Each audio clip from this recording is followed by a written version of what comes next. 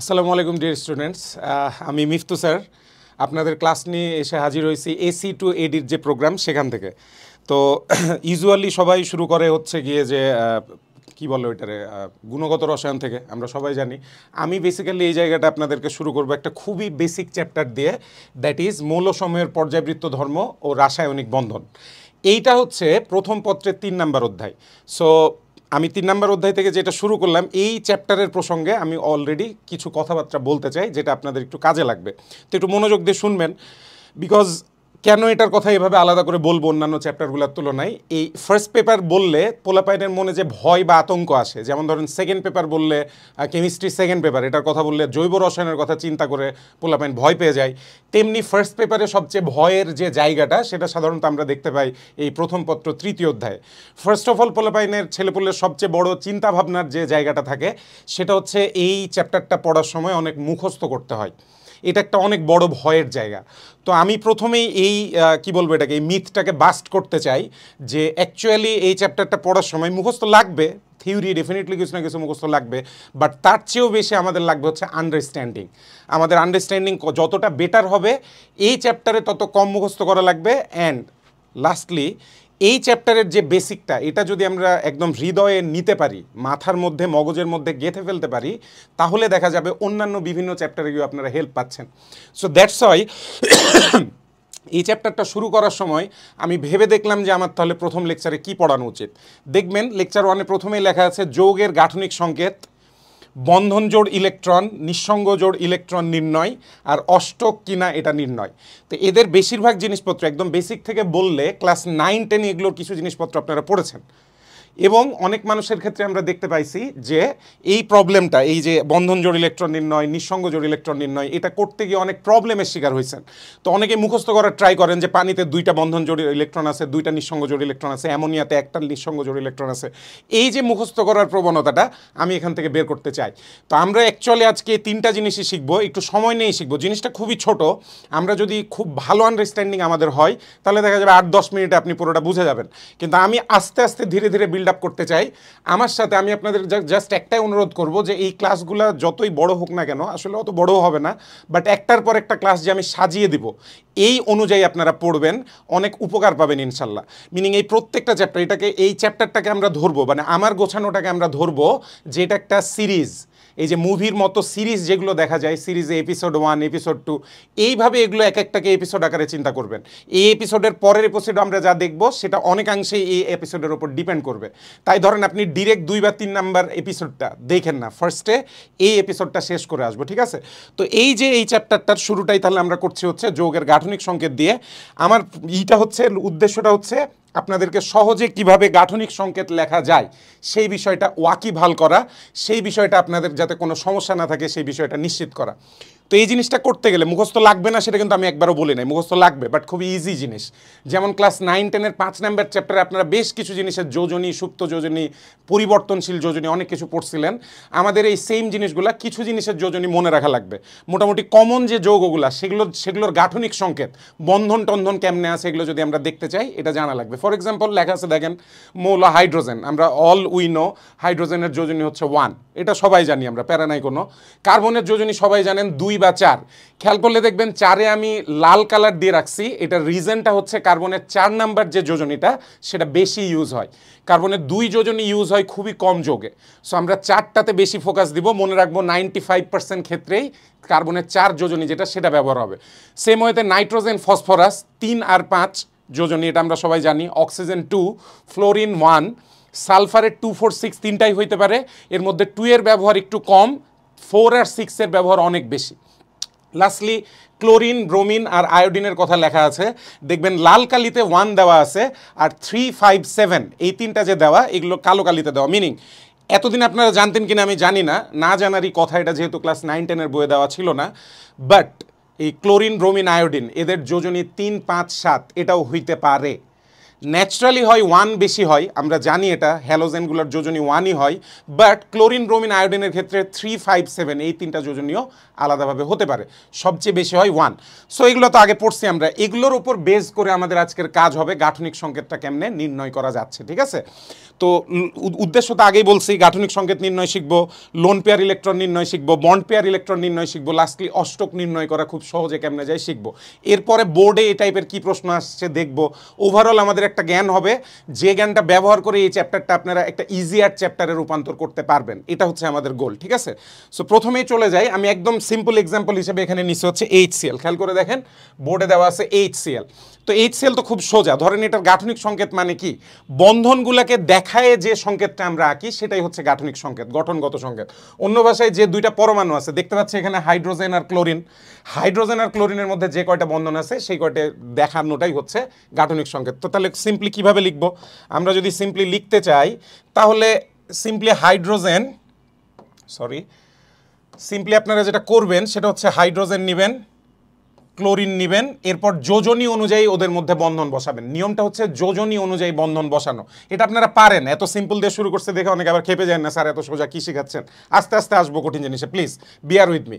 তাহলে হাইড্রোজেনের যোজনী 1, হাইড্রোজেনের যোজনী 1 মানে হাইড্রোজেন সর্বোচ্চ একটা বন্ধন তৈরি করতে পারবে।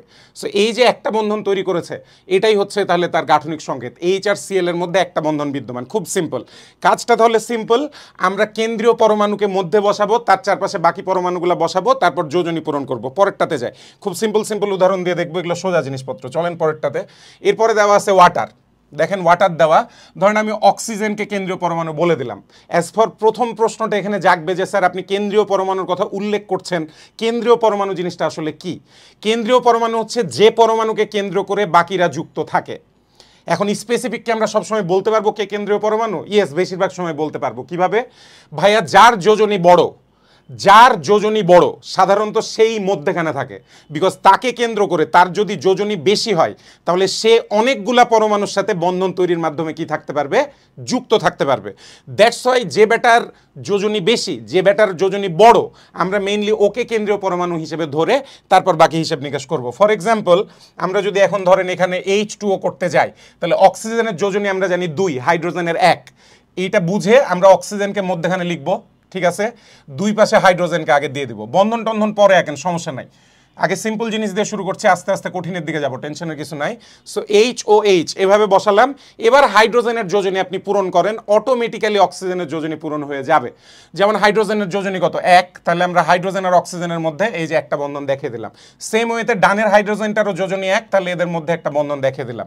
দেখেন হাইড্রোজেনগুলোর যোজনী পূরণ হয়েছে, এবং অক্সিজেনটা খেয়াল করলে দেখা যাচ্ছে অক্সিজেনের দুই পাশে টোটাল 2টা বন্ধন আছে, 2টা যোজনী পূরণ হয়ে গেছে। সো এটা একটা পাজেলের মতো, আপনি যদি বাকি সব পরমাণু, আবার বলছি এটা একটু পাজেলের মতো, আমরা যে পাজেল সলভিং করি সেগুলোর মতো, আপনি যদি অন্য পরমাণুগুলোর যোজনী মিলাই ফেলতে পারেন তাহলে দেখবেন কেন্দ্রীয় পরমাণু যেটা সেটার যোজনী অটোমেটিক মিলে গেছে। যদি না মেলে ওটা হচ্ছে ইন্ডিকেশন যে আপনার কোনো একটা কিছু ভুল হয়েছে, ঠিক আছে। ধরেন এখানে আপনার অক্সিজেনের যোজনী 2 না হয়ে যদি 3 হতো, তাহলে আমরা এটা দেখে বুঝতাম কিছু একটা ভুল হয়েছে, কারণ অক্সিজেনের বন্ধন 2টা দেখা যাচ্ছে কিন্তু অক্সিজেনের যোজনী 3, মানে ইমাজিনারিলি, ঠিক আছে। তো এবার পরেরটায় আসি, খুব সিম্পল। এখানে CH4, খুবই সিম্পল দিয়ে আগাবো। CH4 এ কার্বনকে দেখতে পাচ্ছি আমরা জানি কার্বন যেটা, এই কার্বনটা হচ্ছে গিয়ে আমাদের কেন্দ্রীয় পরমাণু। ওয়াই? বিকজ কার্বনের যোজনী 4, কার্বনের একটা বড় যোজনী আছে, দ্যাট ইজ 4। তাহলে কার্বনকে আমরা মধ্যে স্থাপন করব, করি আসেন কোনো সমস্যা ছাড়া। কার্বনকে মধ্যে স্থাপন করলাম, এরপরে এটার চারদিকে 4টা হাইড্রোজেন নিয়ে নিব আমরা, যেহেতু হাইড্রোজেনগুলোর যোজনী কম তাহলে হাইড্রোজেনগুলোকে চারদিকে নিয়ে নিলাম। নেবার পরে এবার হাইড্রোজেনের বন্ধন পূরণ করেন, এদিকে একটা বন্ধন দিলাম, এদিকে একটা বন্ধন দিলাম, এদিকে একটা বন্ধন দিলাম, এদিকে একটা বন্ধন দিলাম। সো দেখা যাচ্ছে CH4 এ মোট বন্ধনের সংখ্যা কয়টা? 4টা। অনেক সময় এরকম প্রশ্ন আসতে পারে, যৌগে বন্ধনের সংখ্যা কয়টি? এটা বেশ ইম্পর্টেন্ট প্রশ্ন, আপনি একাডেমিক বলেন বা অ্যাডমিশন বলেন সব জায়গার জন্যই বেশ ইম্পর্টেন্ট প্রশ্ন। সো এখানে আমাদের এটাও নির্ণয় হয়ে যাচ্ছে যে 4টি বন্ধন। এটা যোগের কথাও বলতে পারি, আবার আলাদা করে বলতে পারি যে কেন্দ্রীয় পরমাণুতে টোটাল কয়টা বন্ধন? 4টা বন্ধন। সো দ্যাটস ইট, খুবই সিম্পল ওয়েতে আমরা এটা বের করতে পারছি, খুবই টেনশনের কোনো কারণ নাই। আর একটু যাই, পরের দিকে যাই। এরপরে একটু অজানা জিনিস চলে এসছে, অজানা জিনিস আসুক, কোনো সমস্যা নেই। যেটা বলছে আমরা যে থিওরি বলছি সেটা ফলো করার চেষ্টা করব। আগে আইডেন্টিফাই করি, আমরা দেখি এখানে খেয়াল করলে দেখবেন 3টা পরমাণু আছে, ফসফরাস, অক্সিজেন আর Cl। এখন আপনার টেনশন লেগে গেল যে আমরা কাকে কাকে কেন্দ্রীয় পরমাণু ধরবো। তো আগে থেকে আপনারা জানেন, আপনারা মনে করার চেষ্টা করবেন একটু, ফসফরাসের যোজনী কত, 3 আর 5, তাহলে সর্বোচ্চ যোজনী 5, এটা চিন্তা করলাম ফসফরাসের 3 5 দুটাই সাধারণত হয়ে থাকে, সরি আচ্ছা ফসফরাস তাহলে হচ্ছে আমাদের 5, রাইট। তাহলে 5টা যদি আমরা লিখি, 5টা লিখলে এখানে ফসফরাসের নিচে 5 লিখে রাখলাম। অক্সিজেনের যোজনী হচ্ছে 2, ক্লোরিনের 4টা যোজনী আছে 1 3 5 7, but as you guys know chlorine normally যে যোজনীটা প্রদর্শন করে নর্মালি সেটাই করাবেন, দ্যাট ইজ 1। তাহলে আমরা দেখতে পাচ্ছি সবচেয়ে বড় যোজনী কার, সবচেয়ে বড় যোজনী হচ্ছে ফসফরাসের। তাহলে আমরা ফসফরাস দিয়েই বন্ধনটা তৈরি করার ট্রাই করব। লেটস গো, আমরা ওকে কেন্দ্রীয় পরমাণু হিসেবে রাখি, এই যে ফসফরাসকে রাখলেন এখানে। এবার তার সাথে যে পরমাণুগুলো আছে সেই পরমাণুগুলোকে চারপাশে বসিয়ে ফেলেন। ফর এক্সাম্পল একটা অক্সিজেন আছে, তাহলে আপনি একটা অক্সিজেনকে মাথার উপর বসিয়ে দিলেন। এরপরে 3টা ক্লোরিন আছে, তাহলে 3টা ক্লোরিনকে 3 দিকে বসিয়ে দিলেন। আমি 3টা ক্লোরিনকে 3 দিকে বসিয়ে দিলাম। বসানোর পরের কাজ হচ্ছে এদের এবার বন্ধনগুলো পূর্ণ করা। তো যেটা বলেছি ক্লোরিনের নর্মাল যোজনী 1, সেটাই ইউজ করব। তাহলে দেখতে পাচ্ছি ক্লোরিন এখানে একটা আছে বাম পাশে, তাহলে এখানে একটা বন্ধন চলে আসলো, এখানে আরেকটা বন্ধন চলে আসলো, এখানে আরেকটা বন্ধন চলে আসলো। দেখেন 3টা বন্ধন অলরেডি ফর্ম করে ফেলছে। অ্যান্ড ফর অক্সিজেন, আমরা সবাই জানি অক্সিজেনের যোজনী হচ্ছে 2, তাহলে অক্সিজেনের যেহেতু 2 যোজনী, অক্সিজেন আর ফসফরাসের যোজনী যদি মিলাইতে হয় তাহলে মধ্যখানে আমাদের দেওয়া লাগবে একটা double bond. This is POCl3। POCl3 এর গঠনটা হচ্ছে এমন, ফসফরাসের সাথে অক্সিজেনের ডাবল বন্ড আর ক্লোরিনের 3টা সিঙ্গেল বন্ড। তাহলে টোটাল বন্ধন যদি আমরা ফসফরাসের হিসেব করি তাহলে আমাদের টোটাল বন্ধন হয়ে গেছে কয়টা, 5টি বন্ধন। 5টি বন্ধন, এটা বন্ধনেরও হিসাব হয়ে গেল। সো আই হোপ আপনারা লজিকটা ধরতে পারতেছেন যে কিভাবে এই জিনিসটা আমরা লিখতে পারবো। সো আবারও বলছি, যেটা কেন্দ্রীয় পরমাণু তাকে মাঝে বসাবেন নাম অনুযায়ী। কেন্দ্রীয় পরমাণু কিভাবে চিনব, কেন্দ্রীয় পরমাণুর সাধারণত যোজনীটা বেশি হবে, অন্যান্য পরমাণুর চেয়ে বেশি হবে। এরপর ওকে বসানোর পর চারপাশে আগে বাকি পরমাণুগুলো এঁকে ফেলবো, এঁকে ফেলার পরে তারপর ওদের যোজনী পূরণ করব। ফর এক্সাম্পল এটা ঠিক হয়েছে কিনা এটাও আমরা চেক করে দেখি। যেমন ফসফরাসের চারপাশে আপনি দেখেন, গুণে দেখেন টোটাল কয় বন্ধন, 5 বন্ধন, এবং ফসফরাসের যোজনীয় 5, এই যে মিলে গেছে। তাহলে ফসফরাসের যোজনী 5, বন্ধনও 5টা মিলে গেছে। যেটা আমি বলছিলাম যে বাকি সকল পরমাণুর হাত বা বাকি সকল পরমাণুর যোজনী যদি আমি মিলাই ফেলি, অটোমেটিক্যালি আমাদের মাঝের যে পরমাণুটা, কেন্দ্রীয় পরমাণু যেটা, তার যোজনী অটো মিলে যাবে। সো গেল, আমরা পরের যৌগটাতে আসি। SOCl2 থায়োনিল ক্লোরাইড, এই যৌগটার নাম, পরে আমরা পাবো। এই যৌগগুলোকে ইমাজিনারি ভাইবেন না, এগুলো কিন্তু আমরা HSC-তে বারবার পাবো। এগুলো দেখলে যেন পরে চিনতে পারেন, ও আচ্ছা আমরা তো এগুলো স্যারের কাছে দেখছিলাম বা বইয়ে দেখছিলাম, যেখানে হোক দেখি। তাহলে SOCl, এবার এদের যোজনীটা আমরা নির্ধারণ করার ট্রাই করি। SOCl এর মধ্যে কারাই, তাহলে এস এর কথা যদি চিন্তা করি, এস এর সর্বোচ্চ যোজনী হচ্ছে 6, অক্সিজেনের সর্বোচ্চ যোজনী 2, আর ক্লোরিনের নর্মাল যোজনীটা হচ্ছে কত, 1।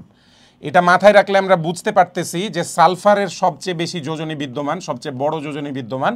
তাহলে আমাদের সালফারটা হয়ে যাবে কেন্দ্রীয় পরমাণু। এরপর তো সোজা হয়ে গেল ভাইয়ার, আই হোপ আপনারা ধরতে পারবেন হোপফুলি। তাহলে এসকে মধ্যখানে লিখলাম, এসের সাথে একদিকে আমরা অক্সিজেন দিয়ে দিলাম আর 2 দিকে 2টা ক্লোরিন দিয়ে দিলাম, 2 দিকে 2টা ক্লোরিন দিয়ে দিলাম। এবার ক্লোরিনগুলার হাত পূরণ হবে সিঙ্গেল বন্ড দ্বারা, কারণ ক্লোরিনের যোজনী হচ্ছে 1 করে। আর অক্সিজেনের যোজনী 2, তাই আমরা অক্সিজেনের মাথার উপর বসিয়ে দেবো ডাবল বন্ড, দ্যাটস ইট। তাহলে দেখতে পাচ্ছি সালফারের চারপাশে টোটাল কয়টা বন্ধন দেখা যাচ্ছে, টোটাল 4টা বন্ধন দেখা যাচ্ছে। আমরা তাহলে পাশে লিখে দিতে পারি 4টি বন্ধন, সালফারের 4টি বন্ধন। এই হচ্ছে ঘটনা। এইভাবে আমরা যে কোনো মোটামুটি সমযোজী যৌগ যেসব আছে আমরা চিনি, নর্মালি যেসব সমযোজী যৌগ চিনি, সেগুলোর গাঠনিক সংকেত নর্মালি এভাবে লিখে ফেলতে পারবেন। ঠিক আছে, দ্যাটস ওয়াই যোজনী জানাটা খুব ইম্পর্টেন্ট। আচ্ছা বাই দ্য ওয়ে, এটার যোজনী স্যাটিসফাইড হয়েছে কিনা এটা দেখি আমরা দেখতে পাচ্ছি সালফারের চারপাশে 4টা বন্ধন দেখা যাচ্ছে। আবার আমরা জানি সালফারের যোজনী কি কি, 2 4 6, 2 4 6। তাহলে সালফারের এখানে কোন যোজনী ব্যবহার হয়েছে, যোজনী 4 ব্যবহার হয়েছে। সো দ্যাটস ওয়াই খুব ইম্পর্টেন্ট একটা পার্ট। আই হোপ আপনারা বুঝতে পারতেছেন পুরো জিনিসটা। আমরা পরের চলে যাই, পরের কনসেপ্টে চলে যাই। আচ্ছা, এবার যেহেতু আমরা মোটামুটি বেসিকটা শিখে গেলাম যে কিভাবে আমরা গাঠনিক সংকেতটা লিখব, সো ওইটার উপর বেস করে আমরা হচ্ছে এবার শিখব বন্ধন জোড় ও মুক্ত জোড় ইলেকট্রন নির্ণয় করা। বন্ধন জোড় ও মুক্ত জোড় ইলেকট্রন, দেখতে পাচ্ছেন টপিকটা লেখা, বন্ধন জোড় ও মুক্ত জোড় ইলেকট্রন নির্ণয়। অলরাইট, তো বন্ধন জোড় ইলেকট্রন কাকে বলছি সেটা এখানে লিখে দেওয়া আছে। আসেন আমরা পড়ে দেখি জিনিসটা কি বলছি। আমরা বলছি যে কেন্দ্রীয় পরমাণুর মোট বন্ধন সংখ্যাই তার বন্ধন জোড় ইলেকট্রন সংখ্যা। এখানে কি লেখা, কেন্দ্রীয় পরমাণুর মোট বন্ধন সংখ্যা, কেন্দ্রে যে পরমাণুটা বিদ্যমান তার চারপাশে যতগুলো বন্ধন আছে, যেমন একটু আগে SOCl2 দেখে আসলাম আমরা, ওই কেন্দ্রীয় পরমাণুর 4টা বন্ধন ছিল, ওর কাছে 4টা বন্ধন আছে, তার মানে ওর বন্ধন জোড় ইলেকট্রন 4টা। 4টা বন্ধন আছে মানে বন্ধন জোড় ইলেকট্রন 4টা। খেয়াল করবেন, আপনি খেয়াল করবেন এরপরে কি লেখা, কারণ প্রতি বন্ধনে এক জোড়া করে ইলেকট্রন বিদ্যমান। এই কথাটার মিনিং কি? ফর এক্সাম্পল আমরা যদি HCl লিখি, দাঁড়ান পরের স্লাইডে গিয়ে দেখি আর কিছু বলা আছে না। HCl দেওয়া আছে, আচ্ছা HClটা আগে সলভ করি আমরা, এই কথা দিয়ে কি বুঝালাম। সো লেটস সে কেন এটাকে বন্ধন জোড় ইলেকট্রন বলছি। আপনারা জানেন হাইড্রোজেনের যে কক্ষপথ সেটা হচ্ছে 1 নাম্বার কক্ষপথ, মধ্যখানে একটা প্লাস, নিউক্লিয়াস, একটা কক্ষপথ। এই একটা কক্ষপথে ইলেকট্রন আছে একটা, রাইট? আমরা জানি ইলেকট্রন আছে কয়টা? একটা। তাহলে একটা যদি আমরা দেখি এখানে যে হাইড্রোজেনের একটা ইলেকট্রন আছে, সেম ওয়েতে আপনারা যদি ক্লোরিনকে বিচার করেন, ক্লোরিনকে বিচার করি আসেন, ক্লোরিনের লাস্টের কক্ষপথ হচ্ছে 3 নাম্বার কক্ষপথ, এবং এই কক্ষপথটাই একটু বড় করে রাখবো, 3 নাম্বার কক্ষপথ। এই কক্ষপথের টোটাল ইলেকট্রন আছে 7টা, রাইট? আমি এটা একটু ব্যাখ্যা করে প্রথমটা বুঝাচ্ছি, বাকিগুলার ক্ষেত্রে এত ব্যাখ্যা দিব না। সো এই যে 4টা, 5টা, 6টা, 7টা, ক্লোরিনের 7টা ইলেকট্রন। এখন আমরা জানি যে বন্ধন গঠনের সময়, সমযোজী বন্ধন গঠনের সময় কি হয়েছে, হাইড্রোজেন তার লাস্ট শেল বা যোজ্যতা ইলেকট্রন একটা শেয়ার করবে, ক্লোরিন তার এই যে অযুগ্ম বা বিজোড় ইলেকট্রন যেটা সেটা শেয়ার করবে। ফলে আমরা মোটামুটি এরকম একটা চিত্র পাইছিলাম। আমরা যখন ক্লাস 9-10 এগুলোর বন্ধন এঁকেছিলাম তখন হাইড্রোজেনটাকে এইভাবে আঁকছিলাম আর ক্লোরিনটাকে এইভাবে আঁকছিলাম, এঁকে তারপর এই জায়গাটায় মধ্যখানে আমরা দেখাইছিলাম যে হাইড্রোজেন একটা ইলেকট্রন দিছে, এখানে ক্লোরিনও একটা ইলেকট্রন দিছে। সো এই যে এখানে একটা বন্ধন তৈরি হয়েছে, খেয়াল করে দেখেন বন্ধন এখানে একটা, এই যে একটা বন্ধন মানে এক জোড়া ইলেকট্রন,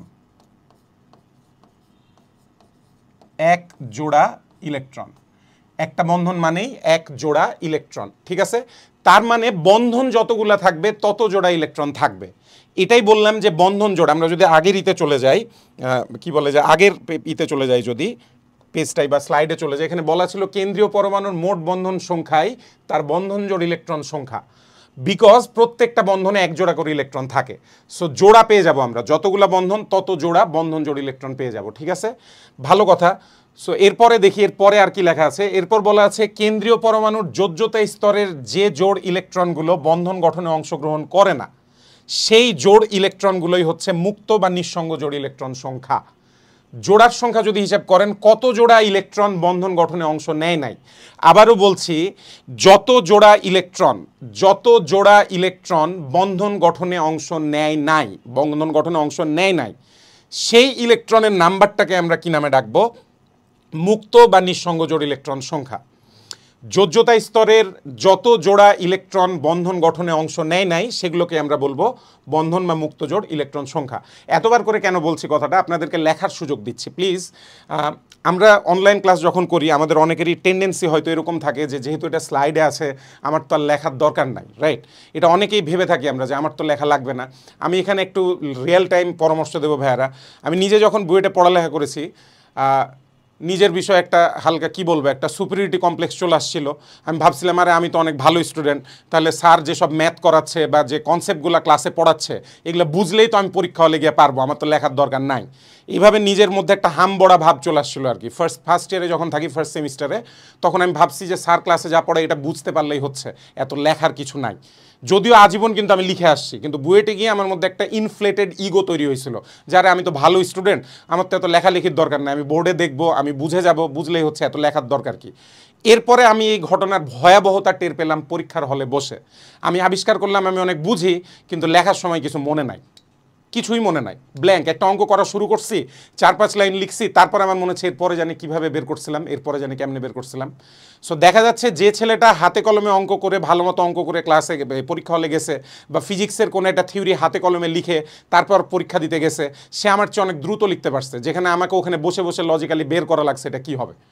সো এই কারণে এটা কেন এই উদাহরণটা বললাম যে আমাদের অনেকেরই ধারণা যে এত লেখে কি হবে, বোর্ডে তো দেওয়া আছে, স্ক্রিনশট দেওয়া আছে, বারবার দেখবো মুখস্থ হয়ে যাবে। তো এটা যে হয় না মুখস্থ তা বলবো না, কিন্তু খুব কম মানুষেরই আসলে এই জিনিসটা এইভাবে মুখস্থ হয়, বা এই জিনিসটা মনে থাকার যে ব্যাপারটা এটা খুব কম মানুষেরই দেখে দেখে মনে থাকে। বেশিরভাগ মানুষের ক্ষেত্রে মনে রাখার জন্য ওয়ে হচ্ছে পড়ার সময় জিনিসগুলো লিখা, পড়ার সময় লিখবো, পরে যখন রিভাইজ দিব লিখবো, তারপর বসে বসে আশপাশে কিছুই নাই, আমার হঠাৎ মনে হলো যে আচ্ছা বন্ধন জোড় ইলেকট্রনের সংজ্ঞাটা কি, এটা একটু লেখার ট্রাই করি তো। এই যে এই কাজগুলো ভাইয়া নিয়মিত করতে হবে প্লিজ। যারাই এইচএসসিতে ভালো করতে চান এবং এইচএসসির বেসিকের ওপর বেস করে অ্যাডমিশনটা ভালো করতে চান, অ্যাজ ইউ নো আমাদের এই কোর্সটাই হচ্ছে এসি টু এডি, সো অ্যাডমিশনে আপনারা ভালো করতে চান, তাদেরকে এটা স্পষ্টভাবে মাথায় রাখতে হবে যে আমরা প্রচুর লিখবো। ছোট ছোট করে লেখেন, বড় করে লেখেন, ইট ডাজেন্ট ম্যাটার, কিন্তু লিখতে হবে, প্রচুর লিখতে হবে আপনাকে, প্লিজ এটা মাথায় গেঁথে নেবেন। সো এই যে এখানে যে সংজ্ঞাটা দেওয়া, প্লিজ আমি যে বারবার বলছিলাম কথাবার্তাগুলা, বারবার একই সংজ্ঞা বলার কারণটা ছিল আপনাদেরকে লেখার সময় দেওয়া।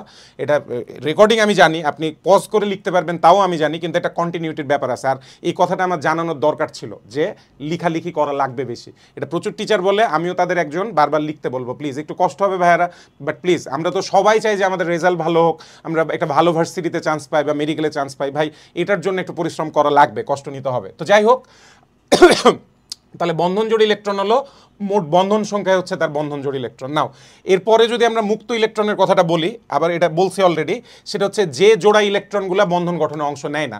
অ্যাজ ফর কারা, ফর এক্সাম্পল পরের চিত্রে যদি আমরা চলে যাই, এই যে এখানে একটু খেয়াল করলে দেখবেন আমাদের ক্লোরিনের এই যে এই ইলেকট্রনটা, এটা বিজোড় ইলেকট্রন ছিল, এটা বন্ধন গঠনে অংশ নিয়ে নিছে, এই যে বন্ধন গঠনে অংশ নিয়ে নিছে। কিন্তু ক্লোরিনের স্টিল আরও 3 জোড়া ইলেকট্রন আছে যারা বন্ধন গঠনে অংশ নেয় নাই। ক্লোরিনের আরও 3 জোড়া ইলেকট্রন আছে যারা বন্ধন গঠনে অংশ নেয় নাই। তার মানে আমরা বলতে পারবো যে এখানে ক্লোরিনের, এটার মধ্যে সিএল লিখি, এটা সিএল আর এটা এইচ, তার মানে ক্লোরিনের মুক্ত জোড় বা নিঃসঙ্গ জোড় ইলেকট্রনের সংখ্যা হচ্ছে 3টি। জোড় কথাটা খেয়াল করেন, ইলেকট্রন টোটাল 6টা, কিন্তু মুক্ত জোড় জোড়া বলতেছে, জোড়া কয়টা? জোড়া হচ্ছে 3টা। তাহলে এখান থেকে আমরা পেয়ে গেলাম লজিকটা কি, আমাদের এই ক্লোরিনের বা ক্লোরিন চিন্তা করে যদি আমরা বলি, ক্লোরিনের যোজনী বেশি চিন্তা করে, যে ক্লোরিনের একটি বন্ধন জোড়, একটি বন্ধন জোড় ও 3টি মুক্ত জোড় ইলেকট্রন, একটি বন্ধন জোড় ও 3টি মুক্ত জোড় ইলেকট্রন। প্লিজ এগুলোকে ছোট পড়ালেখা ভাববেন না, এগুলো প্রচুর পরিমাণে অ্যাডমিশনে আসে। অ্যাডমিশনে কি বলতেছে, আগে এইচএসসি পার করেন, এইচএসসিতে প্রচুর পরিমাণে আসে, এটাই প্রশ্ন আসছে, এইচসিএল এর একটি পরমাণুতে কতটি মুক্ত জোড় ইলেকট্রন রয়েছে, এইচসিএল এর একটা পরমাণুতে কতটি মুক্ত জোড় ইলেকট্রন রয়েছে। এটা আমি এমসিকিউ এর কথা বললাম, এটা বোর্ড এমসিকিউ একটা। সো 3টা মুক্ত জোড় ইলেকট্রন রয়েছে, আই হোপ বুঝতে পারছেন। সো আবারও আমি একটু আগের ফিরে যাব, আগের স্লাইডে ফিরে যাব। সেটা হচ্ছে দেখেন এখানে যে সংজ্ঞাগুলো লেখা আছে, বন্ধন জোড় মুক্ত জোড় ইলেকট্রনের সংজ্ঞা, পাশে একটা লিস্ট দেওয়া আছে, লিস্টটা হচ্ছে মৌল এবং তাদের যোজ্যতা ইলেকট্রন। এইটা হেভি ইম্পর্টেন্ট আমরা যদি মুক্ত জোড় ইলেকট্রন নির্ণয় করতে চাই, এটা হেভি ইম্পর্টেন্ট এবং এটা খুব সোজা। যাদেরই পিরিয়ডিক টেবিল মানে পর্যায় সারণী রিলেটেড একটা ভালো আইডিয়া আছে, তারাই মোটামুটি যোজ্যতা ইলেকট্রন সহজে পারবেন। ফর এক্সাম্পল হাইড্রোজেন গ্রুপ 1-এর মৌল, তার মানে গ্রুপ 1-এর যে কোনো মৌলেরই যোজ্যতা ইলেকট্রন একটা। এর মধ্যে হাইড্রোজেন নিচ্ছি কারণ হাইড্রোজেন সমযোজী বন্ধন তৈরি করে, সো দ্যাটস ওয়াই হাইড্রোজেনকে নিয়েছি। কিন্তু আমরা মনে রাখবো যে গ্রুপ 1-এর যে কোনো মৌলেরই লাস্টের কক্ষপথে কয়টা ইলেকট্রন? একটা। গ্রুপ 2-এর লাস্টের কক্ষপথে 2টা electron, that's why beryllium, magnesium, calcium এদের সবারই লাস্টের কক্ষপথে 2টা ইলেকট্রন। এরপরে গ্রুপ 13 অ্যালুমিনিয়াম, বোরন অ্যালুমিনিয়াম, এদের লাস্টের কক্ষপথে 3টা ইলেকট্রন, মানে অর্থাৎ যোজ্যতা ইলেকট্রন 3টা, যোজনীয় 3, আপনি যোজনীর সাথেও কানেক্ট করতে পারবেন। এরপরে গ্রুপ 14 কার্বন আর সিলিকন, এখানে কার্বনের কথা লেখা, পাশে আমি সিলিকনের কথাটাও লিখে দিতে চাই। কার্বন সিলিকন দুইজনেরই যোজ্যতা ইলেকট্রন কয়টা? 4টা। অ্যালুমিনিয়ামের কথা এখানে বলা নাই, এটাও বলে দেয় এখানে। বোরন আর অ্যালুমিনিয়ামকে যদি আমরা টেক আউট করি, এদেরও যোজ্যতা ইলেকট্রন কয়টা? এদের 3টা, বিকজ গ্রুপ 13, আমি পাশে G13 লিখে রাখলাম, ঠিক আছে। কার্বন সিলিকন গ্রুপ কত মৌল? G14। সেম ওয়েতে নাইট্রোজেন ফসফরাস এরা হচ্ছে গ্রুপ 15-র মৌল। গ্রুপ 15-র মৌল হওয়ার কারণে এদের লাস্টের কক্ষপথে ইলেকট্রন হচ্ছে 5টা। অক্সিজেন সালফার এরা সবাই হচ্ছে গ্রুপ 16-এর মৌল, 16-র মৌল। গ্রুপ 16-র মৌল হওয়ায় অক্সিজেন এবং সালফারের পাশে দেখেন যোজ্যতা ইলেকট্রন লেখা আছে কত? 6টা। সো এই যে একটা কানেকশন আছে, গ্রুপ 16 থেকে 10 বাদ দিয়ে দিচ্ছি 6টা ইলেকট্রন। তো এইটা মনে রাখবো আমরা, যাচ্ছে অক্সিজেন সালফার গ্রুপ 16 তাহলে 6টা ইলেকট্রন, কার্বন সিলিকন গ্রুপ 14 তাহলে 4টা ইলেকট্রন, নাইট্রোজেন ফসফরাস গ্রুপ 15 তাহলে 5টা ইলেকট্রন যোজ্যতা ইলেকট্রন। আর লাস্টলি এই যে হ্যালোজেন যারা আছে, ফ্লোরিন, ক্লোরিন, ব্রোমিন, আয়োডিন, এরা যারাই আছে এরা সবাই হচ্ছে গ্রুপ 17-এর মৌল। আমরা জানি সবাই এরা হচ্ছে গ্রুপ 17। তো যেহেতু গ্রুপ 17 তাই এদের লাস্টের কক্ষপথে, সবার লাস্টের কক্ষপথে কয়টা ইলেকট্রন? 7টা ইলেকট্রন, 7টা। আর লাস্টলি একটা এখানে অদ্ভুত জিনিস লেখা আছে যেটা হয়তো অনেকে চিন্তা করছেন অলরেডি, স্যার এক্সিটা হচ্ছে জেনন, এক্সিটা হচ্ছে জেনন। এখন আমরা জানি যে অনেকেই একটু শকড হচ্ছেন হয়তো যে স্যার এটা তো নিষ্ক্রিয় একটা গ্যাস, নিষ্ক্রিয় গ্যাসকে কেন এখানে রেখেছেন? বিকজ আমরা এইচএসসিতে উঠে আবিষ্কার করব, এটা এখন এসে আবিষ্কার করব আমরা, যে জেনন যদিও নিষ্ক্রিয় গ্যাস স্টিল সে বন্ধন গঠন করতে পারে। ইনফ্যাক্ট আজকে বেশ কিছু প্রশ্ন আমরা জেননকে নিয়ে দেখব। তো এইচএসসির এটা একটা গুরুত্বপূর্ণ প্রশ্ন, সময় আসলে আমি ওটা পড়াবো যে জেনন কেন যৌগ গঠন করে। এটা একটা গুরুত্বপূর্ণ অনুধাবনমূলক প্রশ্ন এই চ্যাপ্টারে, জেনন কেন যৌগ গঠন করে। তো আমরা ওটা তখন পড়বো। আপাতত জেনে রাখি যে জেনন যৌগ গঠন করে, বাট একটা শর্ত আছে, জেনন যদি যৌগ গঠন করতে চাই মাস্ট ফ্লোরিন থাকা লাগবেই লাগবে। ফ্লোরিনের প্রতি জেননের কিছুটা আসক্তি আছে, মানে জেনন ওর দ্বারা উদ্দীপিত বা উত্তেজিত হয়ে বন্ধন গঠন করার কাছাকাছি যেতে পারে বা যায়, ঠিক আছে। তো জেননকে দিয়ে যেহেতু বন্ধন গঠন করাবো, তাই জেননেরও যোজ্যতা ইলেকট্রন জেনে রাখা দরকার। জেনন আমরা জানি গ্রুপ 18-এর মৌল, ইনার্ট গ্যাস। আর ইনার্ট গ্যাসগুলোর হিলিয়াম ছাড়া বাকি সবারই লাস্ট কক্ষপথে কয়টা ইলেকট্রন? 8টা ইলেকট্রন। 8টা ইলেকট্রন আমরা পেয়ে গেছি। সো গেল মোটামুটি এগুলোর গেল। তাহলে আবার একবার আমি রিপিট করছি কোন কোনগুলো মনে রাখা লাগবে। প্রথমত হচ্ছে গ্রুপ 1-এ হাইড্রোজেন, যোজ্যতা ইলেকট্রন 1টা। গ্রুপ 2-এ ক্যালসিয়াম, ম্যাগনেসিয়াম, বেরিলিয়াম, এদের যোজ্যতা ইলেকট্রন 2টা। গ্রুপ 13 13 নাম্বার গ্রুপে বোরন, অ্যালুমিনিয়াম 3টা। 14 নাম্বার গ্রুপে কার্বন, সিলিকন 4টা। 15 নাম্বার গ্রুপে নাইট্রোজেন, ফসফরাস 5টা। 16 নাম্বার গ্রুপে অক্সিজেন, সালফার 6টা। 17 নাম্বার গ্রুপে হ্যালোজেন যারা আছে, ফ্লোরিন, ক্লোরিন, ব্রোমিন, আয়োডিন 7টা। আর 18 নাম্বার গ্রুপের যে জেনন, তার লাস্টের কক্ষপথে আছে হচ্ছে 8টা ইলেকট্রন, ঠিক আছে।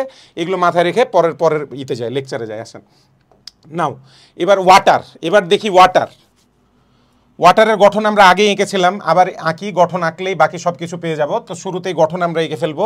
অক্সিজেনকে মধ্যখানে নিয়ে নিলাম, অক্সিজেনকে মধ্যে নেওয়ার পর দুই পাশে 2টা হাইড্রোজেন দিয়ে দিলাম, ঠিক আছে। তাহলে মোট দেখাই যাচ্ছে বন্ধন কয়টা আছে এখানে। যেহেতু বন্ধন ভাইয়ারা 2টা আছে, 2টা বন্ধন দেখতে পাচ্ছি আমরা খালি চোখে, তাহলে 2টি বন্ধন জোড় ইলেকট্রন আমরা এখানে লিখে দিতে পারি। 2টি বন্ধন জোড় ইলেকট্রন।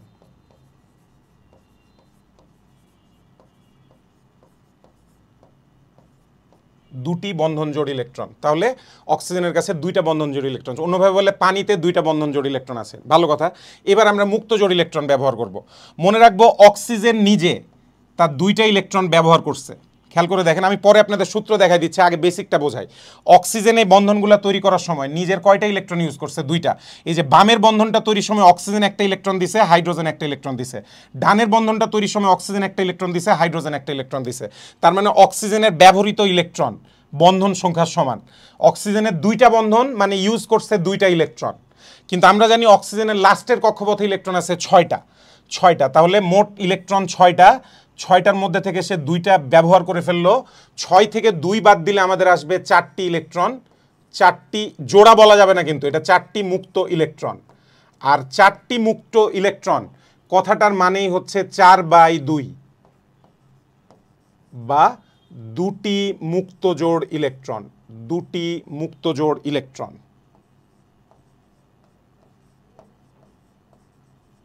2টি মুক্ত জোড় ইলেকট্রন এভাবে বের করছে। আবারও বলছি লজিকটা কিভাবে বের করলাম, মানে এটা বেসিক থেকে বের করা। একটু পরে আমি আপনাদেরকে সূত্র শিখিয়ে দিচ্ছি। মানুষজনের সূত্রের প্রতি ভয়ানক দুর্বলতা আছে, আমি আবিষ্কার করছি। পোলাপাইন সূত্র চিন্তা করলে আনন্দ পেয়ে যায়, যে ও এত কষ্ট করে বোঝা লাগবে না, সূত্র অ্যাপ্লাই করবো, বাইর হয়ে যাবে। ঠিক আছে, সূত্র বের আমিও করি, আমিও সূত্র ইউজ করতাম যখন এইচএসসি পড়তাম প্রচুর। বাট ধীরে ধীরে আমার একটা আন্ডারস্ট্যান্ডিং আসছে, নিজেই যখন এইচএসসি পড়ছে আমার আন্ডারস্ট্যান্ডিং আসছে যে কোনো জিনিস বেসিক থেকে করলে একটু কষ্ট হলেও ওভারঅল অনেক কঠিন কঠিন জিনিসকে সহজে সলভ করা যায়।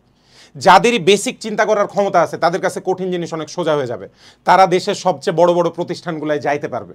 আমি তাদের কথা বলছি যারা বুয়েটকে টার্গেট করবেন, যারা ঢাকা মেডিকেল বলতে মেডিকেলের উচ্চ পর্যায়ের মেডিকেল টার্গেট করবেন, তারপর হচ্ছে ভার্সিটি টার্গেট যারা করবেন, ঢাকা ভার্সিটির বড় বড় সাবজেক্ট টার্গেট করবেন।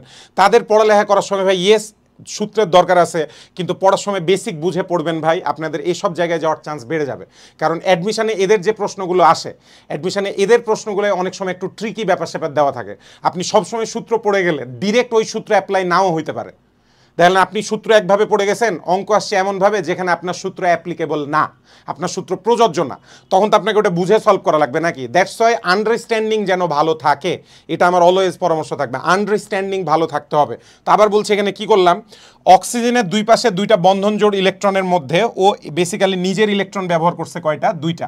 আমি ক্রস দিয়েও দেখাইতে পারি জিনিসগুলোকে, এই যে ক্রস, বন্ধনগুলো তৈরি করতে গিয়ে অক্সিজেন 2টা ইলেকট্রন ব্যবহার করছে। এখন অক্সিজেনের যোজ্যতা ইলেকট্রন মোট 6টা, লাস্টের কক্ষপথে অক্সিজেনের 6টা ইলেকট্রন ছিল, তার মধ্যে থেকে 2টা ব্যবহার করে ফেলছে, বাকি থাকে 4টা মুক্ত ইলেকট্রন। আর 4টা মুক্ত ইলেকট্রন মানে হচ্ছে 2টা মুক্ত জোড় ইলেকট্রন, 2টা মুক্ত জোড় ইলেকট্রন। তো যদি লজিক্যালি আমরা বের করি এভাবে বের করে ফেলতে পারবো। এই কারণে আমি বলছি যোজ্যতা স্তরের ইলেকট্রন খুব ইম্পর্টেন্ট। ধরেন কারো যোজ্যতা স্তরে আছে 4টা ইলেকট্রন, সে যদি 2টা ইলেকট্রন বন্ধনে ব্যবহার করে ফেলে, বাকি থাকবে আরও 2টা ইলেকট্রন, অর্থাৎ এক জোড়া। লজিকটা এরকম, মুখে মুখে এরকম। অ্যাজ ফর, যেহেতু আমি বললাম যে মানুষজনের সূত্র ব্যবহারের প্রতি মারাত্মক দুর্বলতা আছে, দ্যাটস আমি আপনাদের জন্য একটা সূত্র রেডি করে রাখছি, যে যদি আমাদের দরকার পড়ে যে না সূত্র দেখে তাড়াতাড়ি বের করব, তাহলে এই সূত্রটা আমরা ব্যবহার করতে পারি। কি লেখা? মুক্ত জোড় ইলেকট্রন বা নিঃসঙ্গ জোড় ইলেকট্রন ইকুয়াল টু যোজ্যতা ইলেকট্রন মাইনাস বন্ধন সংখ্যা ডিভাইডেড বাই 2। যে কাজটা আমি লজিক্যালি আপনাদেরকে বের করতে বলছিলাম সেটাই সূত্র আকারে লেখা আছে। যে পরমাণুর মুক্ত জোড় ইলেকট্রন বের করবেন, যে কোনো পরমাণুর, ওটা কেন্দ্রীয় পরমাণু হইতে পারে, যে কারো হইতে পারে, যে পরমাণুর যোজ্যতা মুক্ত জোড় ইলেকট্রন বের করতে যাচ্ছেন, তার যোজ্যতা ইলেকট্রনের সংখ্যা বসাবেন, বন্ধনের সংখ্যা বিয়োগ করবেন, ফলাফলকে 2 দিয়ে ভাগ করবেন, পেয়ে যাবেন মুক্ত জোড় বা নিঃসঙ্গ জোড় ইলেকট্রনের সংখ্যা। অ্যাজ ফর হাউ, আসেন দেখি এবার তাহলে সলভ করি। এই যে নাইট্রোজেন, অ্যামোনিয়া, এটা যেমন বারবার পরীক্ষায় আসে, কত যে এই চ্যাপ্টারে অ্যামোনিয়াকে কতবার যে পড়বেন তার কোনো ইয়ত্তা নাই ভাই। সো আসেন অ্যামোনিয়াটা শুরুর দিন থেকে আমরা সলভ করে ফেলি। অ্যামোনিয়া আমরা 2টাই বের করব, কেন্দ্রীয় পরমাণুর মুক্ত জোড় ইলেকট্রন এবং বন্ধন জোড় ইলেকট্রন সবই বের করব। তাহলে অ্যামোনিয়ার দেখেন নাইট্রোজেনকে লাল করা আছে, মানে নাইট্রোজেনের হিসাব করতে বলছে, ঠিক আছে? তাহলে নাইট্রোজেনের হিসাব যদি করি, নাইট্রোজেনের হিসাব করতে গিয়ে আগে আমি বন্ধনগুলো বসাই ফেলবো, ঠিক আছে? নাইট্রোজেনের সাথে বন্ধন, হাইড্রোজেনের 3টা, স্ট্রাকচার আঁকলাম, নাইট্রোজেনের 3 পাশে 3টা হাইড্রোজেন, সিঙ্গেল বন্ড। তাহলে এখান থেকে আমরা এই আনসারটা পেয়ে যাচ্ছি যে 3টি বন্ধন জোড় ইলেকট্রন, 3টি বন্ধন জোড় ইলেকট্রন। আচ্ছা, বাই দ্য ওয়ে এখানে আরেকটা জিনিস শিখিয়ে রাখি, বন্ধন জোড় ইলেকট্রনকে আমরা প্রায়শই বিপি ইলেকট্রন বলে ডাকি, বিপি ইলেকট্রন বলে ডাকি। বিপি মানে বন্ড পেয়ার ইলেকট্রন, বিপি মানে বন্দি পাঠশালা না, বিপি মানে bond pair electron. So bond pair ইলেকট্রনের বাংলায় হচ্ছে মুক্ত জোড় ইলেকট্রন। সো এগুলো হচ্ছে বিপি। তাহলে 3টি বন্ধন জোড় বা বিপি ইলেকট্রন আছে। এবার আমরা হিসাব করব এলপি, মুক্ত জোড় ইলেকট্রনকে আমরা ইংলিশে বলি এলপি। তাহলে আমি সংক্ষেপে যদি লিখি এলপি, এলপি ইকুয়াল টু, সূত্র বসান, সূত্রের যোজ্যতা ইলেকট্রন লাগবে। কার যোজ্যতা ইলেকট্রন? নাইট্রোজেনের যোজ্যতা ইলেকট্রন, নাইট্রোজেনের যোজ্যতা ইলেকট্রন। তাহলে নাইট্রোজেন গ্রুপ 15 মৌল, অর্থাৎ নাইট্রোজেনের লাস্টের কক্ষপথে আছে 5টা ইলেকট্রন। এখান থেকে বাদ দিব বন্ধন সংখ্যা, এখানে দেখতে পাচ্ছি বন্ধন 3টা আছে, তাহলে 3 বাদ, ডিভাইডেড বাই 2, 5 - 3 ডিভাইডেড বাই 2, তাহলে কত আসছে? 2/2 ইকুয়াল টু 1, একটা এলপি। এটা মুখে মুখে হিসাব করা যায়, তো সূত্র দিয়ে অ্যাপ্লাই করে বের করতে হতো এমন কিছু না। যে মুখে মুখে করলে কেমনে করতাম, এই যে 3 বন্ধনে 3টা ইলেকট্রন ইউজ হয়েছে, আমরা যদি নাইট্রোজেনের হিসাবটা দেখি তাহলে বলবো যে নাইট্রোজেনের 3 বন্ধনে 3টা ইলেকট্রন ইউজ হয়েছে, নিজের ইলেকট্রন, এখানে একটা, এখানে একটা, এখানে একটা, আর বাকি 3টা ইলেকট্রন দিয়েছে হাইড্রোজেন, এখানে একটা, এখানে একটা, এখানে একটা। তাহলে নাইট্রোজেনের লাস্টের কক্ষপথে আছে 5টা ইলেকট্রন, তার মধ্যে 3টা ইলেকট্রন সে ব্যবহার করে ফেলছে, আর ব্যবহার করে ফেললে বাকি থাকে 2টা ইলেকট্রন, অর্থাৎ এক জোড়া ইলেকট্রন। সো দেখছেন কেন আমরা স্ট্রাকচার আঁকা শিখলে পড়ালেখাটা অনেক সোজা হয়ে যায়। এই প্রশ্নগুলো নিয়ে অনেকেই মাথা খুঁটে আর কি, যে না জানি এটা কিভাবে করতে হবে। টেনশনের কিচ্ছু নাই, কোনোভাবে আপনি স্ট্রাকচার আঁকা শিখে ফেলবেন। এরপরে এগুলো যত প্র্যাকটিস করবেন, একটা সময় গিয়ে দেখবেন আপনার স্ট্রাকচার আঁকা লাগছে না। আপনি NH3 দেখছেন, দেখা মাত্র বলতে পারবেন এখানে 3টা বন্ধন আছে। এনের সাথে হাইড্রোজেন কিভাবে বলতে পারবো 3টা বন্ধন আছে? এই যে হাইড্রোজেনের যোজনী 1, তার মানে প্রত্যেকটা হাইড্রোজেন একটা করে বন্ধন তৈরি করছে, 3টা হাইড্রোজেন আছে মানে 3টা বন্ধন। আমার কিন্তু আর স্ট্রাকচার পরবর্তীতে আঁকা লাগবে না।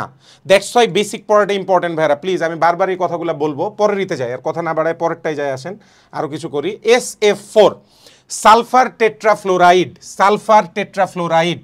তাহলে সালফারকে লাল করা আছে, সালফারকে মধ্যখানে লিখবো। চলেন আস্তে আস্তে ধীরে এগুলো করে ফেলি। তাহলে লিখলাম সালফারকে মধ্যখানে, 4টা ফ্লোরিনকে চারপাশে এঁকে ফেলি, এদিকে একটা, এদিকে একটা, এদিকে একটা, আর লাস্টলি এদিকে একটা, ঠিক আছে? ফ্লোরিনের যোজনী আমরা জানি 1, তাহলে এগুলোতে একটা করে বন্ধন এঁকে দিলাম, 1 1। তাহলে এখান থেকে দেখা যাচ্ছে 4টা ফ্লোরিনের সাথে যুক্ত আছে, মানে তাহলে 4টি মুক্ত জোড় ইলেকট্রন, 4টি বন্ধন জোড় ইলেকট্রন, 4টি বিপি লিখবো। এখন আমি সংক্ষেপে লিখে দিলাম 4টি B.P ইলেকট্রন, ডট দিয়েও লেখা যায়, না দিলেও সমস্যা নাই। এগুলো সংক্ষেপে, পরীক্ষার খাতায় বাংলা লেখাটা বেটার অলওয়েজই। টিচাররা এই যে একটু শর্টকাটে আপনারা করে ফেলবেন। আপনারা ধরেন কোনো কিছু একটু আনন্দের সাথে একটু ছোট করে লিখে আনন্দ পেতে যাচ্ছেন যে না আমি এত প্যারা নিব না, টিচারদের এটা সহ্য হয় না। মাথায় রাখবেন আমাদের খাতা যারা দেখে তাদের এত পছন্দ হয় না জিনিসটা, যে ও কেন এত অল্পে লিখে পার পেয়ে যাবে, আমাদেরকে তো অনেক বেশি কিছু লেখা লাগছে, তাহলে ও কেন এত অল্প লিখবে। এটা অনেকেই কষ্ট আকারে নেয় টিচাররা, এবং তারপরে বিরক্ত হয় আর কি এইভাবে লিখতে। দ্যাটস আমি বলবো যে আপনি ওটাকে বন্ধন জোড়ে লিখবেন, সমস্যা নেই। নাও এবার যদি আমরা এলপি হিসাব করি, আসেন এলপির হিসাবটাও করে ফেলি। এলপির হিসাব যদি করতে চাই, এলপির জন্য আমাদের টোটাল আগে যোজ্যতা ইলেকট্রন হিসেব করা লাগবে। তাহলে যোজ্যতা ইলেকট্রন আমরা জানি সালফার, সালফার হচ্ছে গ্রুপ 16-এর মৌল, গ্রুপ 16-র মৌল। তাহলে সালফার যদি গ্রুপ 16-এর মৌল হয় তাহলে ওর লাস্টের কক্ষপথে আছে 6টা ইলেকট্রন, লিখলাম। বাদ দিব মোট বন্ধন সংখ্যা, দেখা যাচ্ছে এখানে বন্ধন সংখ্যা কয়টা আছে, 4টা। তাহলে 6 - 4 ভাগ করব কত দিয়ে, 2 দিয়ে, তাহলেই হয়ে যাচ্ছে 6 - 4/2 মানে হচ্ছে 2/2, মানেই হচ্ছে একটি এলপি, একটি লোন পেয়ার ইলেকট্রন বা একটি নিঃসঙ্গ জোড় ইলেকট্রন। আই হোপ জিনিসটা বুঝতে পারছেন। লজিক্যালি হিসাব করলে কি করতাম, সালফারের 4টা বন্ধনে 4টা ইলেকট্রন ব্যবহার করে ফেলছে, বাকি আছে 2টা ইলেকট্রন, তার মানে এক জোড়া। 4টা বন্ধনে 4টা ইলেকট্রন ইউজ করছে, বাকি আছে 2টা ইলেকট্রন, মানেই এক জোড়া ইলেকট্রন। দ্যাটস ইট, খুব সিম্পল। এভাবে পরেরটাও করি, পরেরটাও যেহেতু সালফার, আই হোপ বুঝতে কোনো কষ্টই হবে না। Let's go. মধ্যখানে সালফারকে রাখলাম, রেখে দেখতে পাচ্ছি অক্সিজেন, তাহলে দুই পাশে 2টা অক্সিজেন বসিয়ে দিলাম। এবার আমরা জানি অক্সিজেনের বন্ধন, অক্সিজেনের যোজনী হচ্ছে 2, তাহলে অক্সিজেনের এখানে ডাবল বন্ড দিয়ে দিলাম, এখানেও ডাবল বন্ড দিয়ে দিলাম, ঠিক আছে। তাহলে এবার হিসাব দেখতেই পাচ্ছি টোটাল বন্ধন, ডাবল বন্ড আছে এখানে, দ্যাট ডাজন্ট ম্যাটার, 2টা ডাবল বন্ড আছে, অর্থাৎ 4টা বন্ধন, 4টা বন্ধনে 4টা বিপি ইলেকট্রন। তাহলে লিখে ফেলে আগের মতো 4টি বিপি ইলেকট্রন, 4টি বিপি ইলেকট্রন, বন্ধন জোড় ইলেকট্রন। আর এলপির হিসেব যদি করি, মোট হচ্ছে মোট ইলেকট্রন হচ্ছে সালফারের কয়টা, 6টা, তার মধ্যে থেকে বন্ধনে ব্যবহার হয়ে গেল 4টা ডিভাইডেড বাই 2, তাহলে 6 থেকে 4 বাদ দিলে 2 2, একই হিসাব, ওপরেরটার মতো হিসাব, একটি এলপি ইলেকট্রন, একটি এলপি ইলেকট্রন। তাহলে সালফার ডাইঅক্সাইডে সালফার পরমাণুটার 4টা বন্ড পেয়ার ইলেকট্রন আছে আর একটা লোন পেয়ার ইলেকট্রন আছে, এটাও বের হয়ে গেল। ভেরি নাইস, সামনে আগায় যাই তাহলে। এবার কার্বন ডাইঅক্সাইড PH3, খুবই সোজা সোজা কিছু জিনিস, আমরা এখন আর এত কথা বলবো না, আমরা আগায় যাব, খুব দ্রুত দ্রুত এগুলো করে ফেলতে হবে।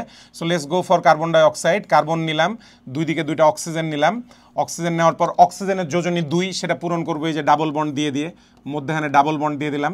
এরপর আমরা দেখতে পাচ্ছি তাহলে হচ্ছে 4টা বন্ধন জোড় ইলেকট্রন, টোটাল 4টা বন্ধন আছে, তাহলে 4টি বিপি, 4টি বিপি ইলেকট্রন।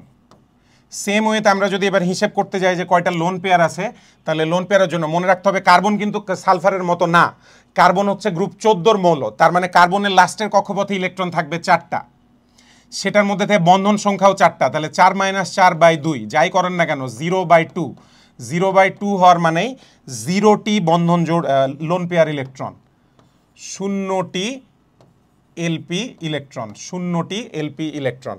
তাহলে কার্বন ডাইঅক্সাইডে 4টা বিপি আছে আর 0টা লোন পেয়ার আছে, 4টা বিপি 0টা এলপি গেল। এবার আসি PH3-তে, PH3, তাহলে PH3 এর জন্য কেন্দ্রীয় পরমাণু ফসফরাস, ওটাতে লাল দেওয়া আছে, 3 পাশে 3টা হাইড্রোজেন বসিয়ে দিলাম। হাইড্রোজেনগুলোর যোজনী যেহেতু 1 করে, তাহলে আমরা এদিকে একটা এদিকে একটা এদিকে একটা ফসফরাসের সাথে হাইড্রোজেনের বন্ধন দেখিয়ে দিলাম। এবার দেখাই যাচ্ছে যেহেতু 3টা হাইড্রোজেন, তাহলে 3টা বিপি ইলেকট্রন, 3টি বিপি ইলেকট্রন, ভালো কথা। এবার যদি আমরা বের করতে চাই লোন পেয়ার ইলেকট্রন, ওই যে যেটা বলছি যোজ্যতা ইলেকট্রন মনে রাখা লাগবে, তাহলে ফসফরাস হচ্ছে গ্রুপ 15-র মৌল, ফসফরাস যেহেতু গ্রুপ 15-র মৌল, তাহলে ফসফরাসের বিপি কি বলে যোজ্যতা ইলেকট্রন হচ্ছে টোটাল 5টা, তার মধ্যে থেকে বন্ধনে ব্যবহৃত হয়েছে 3টা ডিভাইডেড বাই 2, তার মানে 5 - 3 মানে 2/2, একটা বন্ড, একটা লোন পেয়ার, একটা লোন পেয়ার, একটি এলপি ইলেকট্রন বের হয়ে গেছে। তাহলে PH3-তেও বের হয়ে গেছে একটি লোন পেয়ার ইলেকট্রন।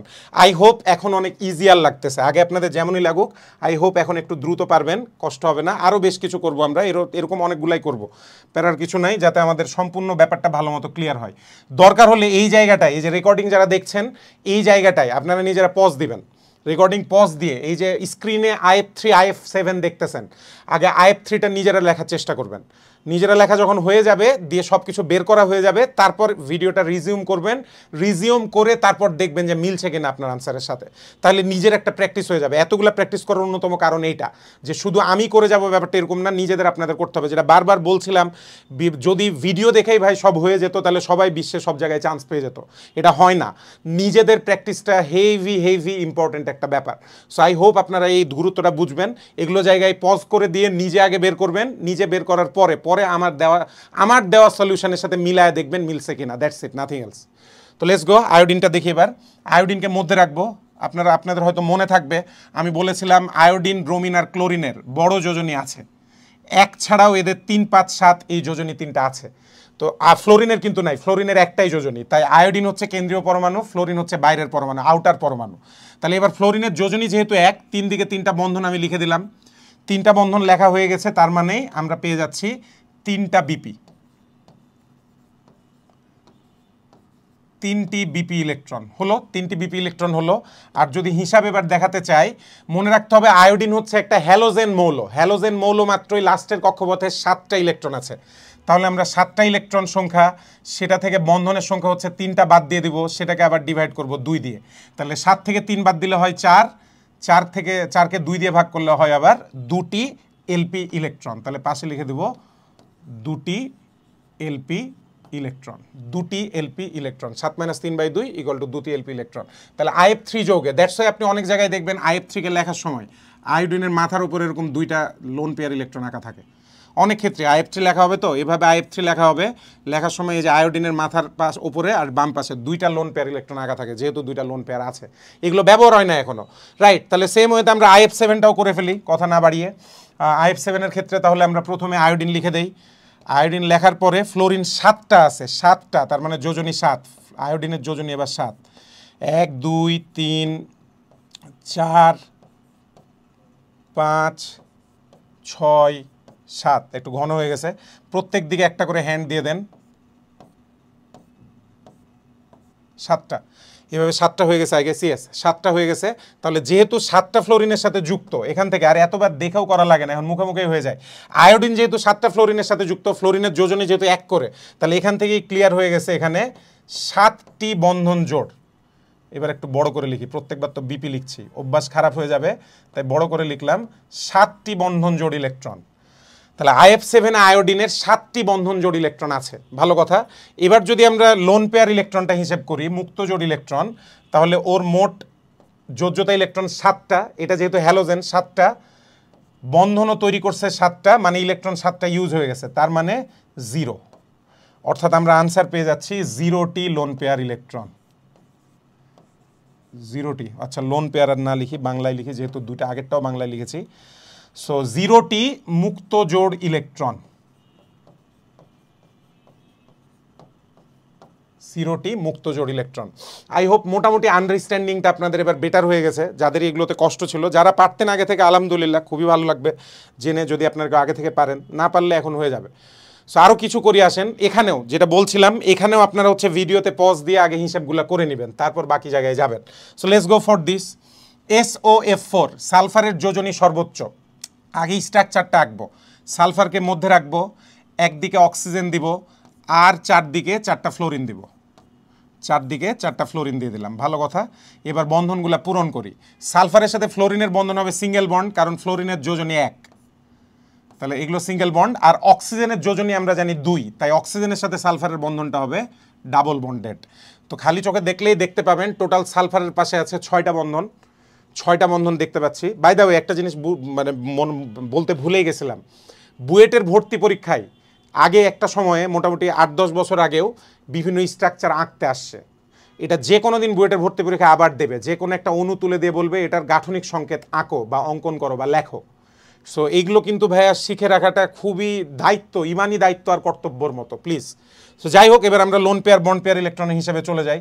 তাহলে এখানে দেখতে পাচ্ছি টোটাল বন্ধন 6টা, সালফারের যোজনী পূরণ হয়েছে, তাহলে 6টা বন্ধন জোড় ইলেকট্রন, 6টা বন্ধন জোড় ইলেকট্রন, ভালো কথা। আর যদি হিসেবটা করি এবার লোন পেয়ারের, তাহলে ওর সালফার গ্রুপ 16 হওয়ায় ওর লাস্টের কক্ষপথে আছে 6টা ইলেকট্রন, বন্ধনে ব্যবহার হয়েছে 6টা ইলেকট্রন ডিভাইডেড বাই 2, তাহলে 6 থেকে 6 বাদ দিলে আসবে 0, 0 মানেই 0টি লোন পেয়ার ইলেকট্রন, 0টি মুক্ত জোড় ইলেকট্রন, 0টি মুক্ত জোড় ইলেকট্রন। ডান। তাহলে SOF4 এটাও হয়ে গেছে। এবার আসি NOCl এ। এন এর ওপরে লাল দাগ দেওয়া, তাহলে আমরা এন কে মধ্যখানে রাখবো এবং এন এর যোজনী বেশি, ডেফিনেটলি এন কে মধ্যে রাখা উচিত। এন কে একদিকে রাখলাম, একদিকে অক্সিজেনকে রাখবেন, একদিকে ক্লোরিনকে রাখবেন। আই হোপ এখন এগুলোর স্ট্রাকচার আঁকা খুব সোজা হয়ে গেছে, আই হোপ। সো এখানে পজ দিয়ে নিজের আগে স্ট্রাকচারটা আঁকবেন, পরে সলভটা দেখবেন। সো নাইট্রোজেন আর ক্লোরিনের যোজনী 1 ব্যবহার করব, এখানে সিঙ্গেল বন্ড দিয়ে দিলাম। নাইট্রোজেন আর অক্সিজেনের যোজনী 2 ইউজ করব, তাহলে এখানে দিয়ে দিলাম ডাবল বন্ড।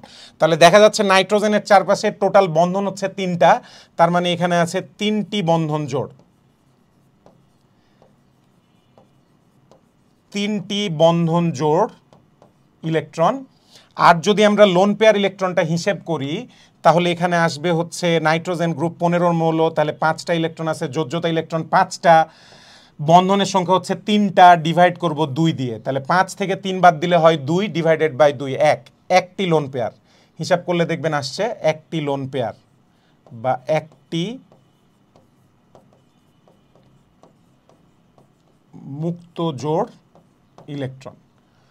তাহলে NOCl এ নাইট্রোজেনের 3টা বন্ধন জোড়, 1টা মুক্ত জোড় ইলেকট্রন। আই হোপ মোটামুটি আপনাদের ক্লিয়ার হয়ে গেছে আইডিয়াটা। আই হোপ আপনাদেরকে এইচএসসিতে এ জাতীয় কোনো প্রশ্ন দিয়ে যেন আটকাতে না পারে, এই ব্যাপারটা মাথায় রাখবো আমরা। গেল, পরেরটাই যাই।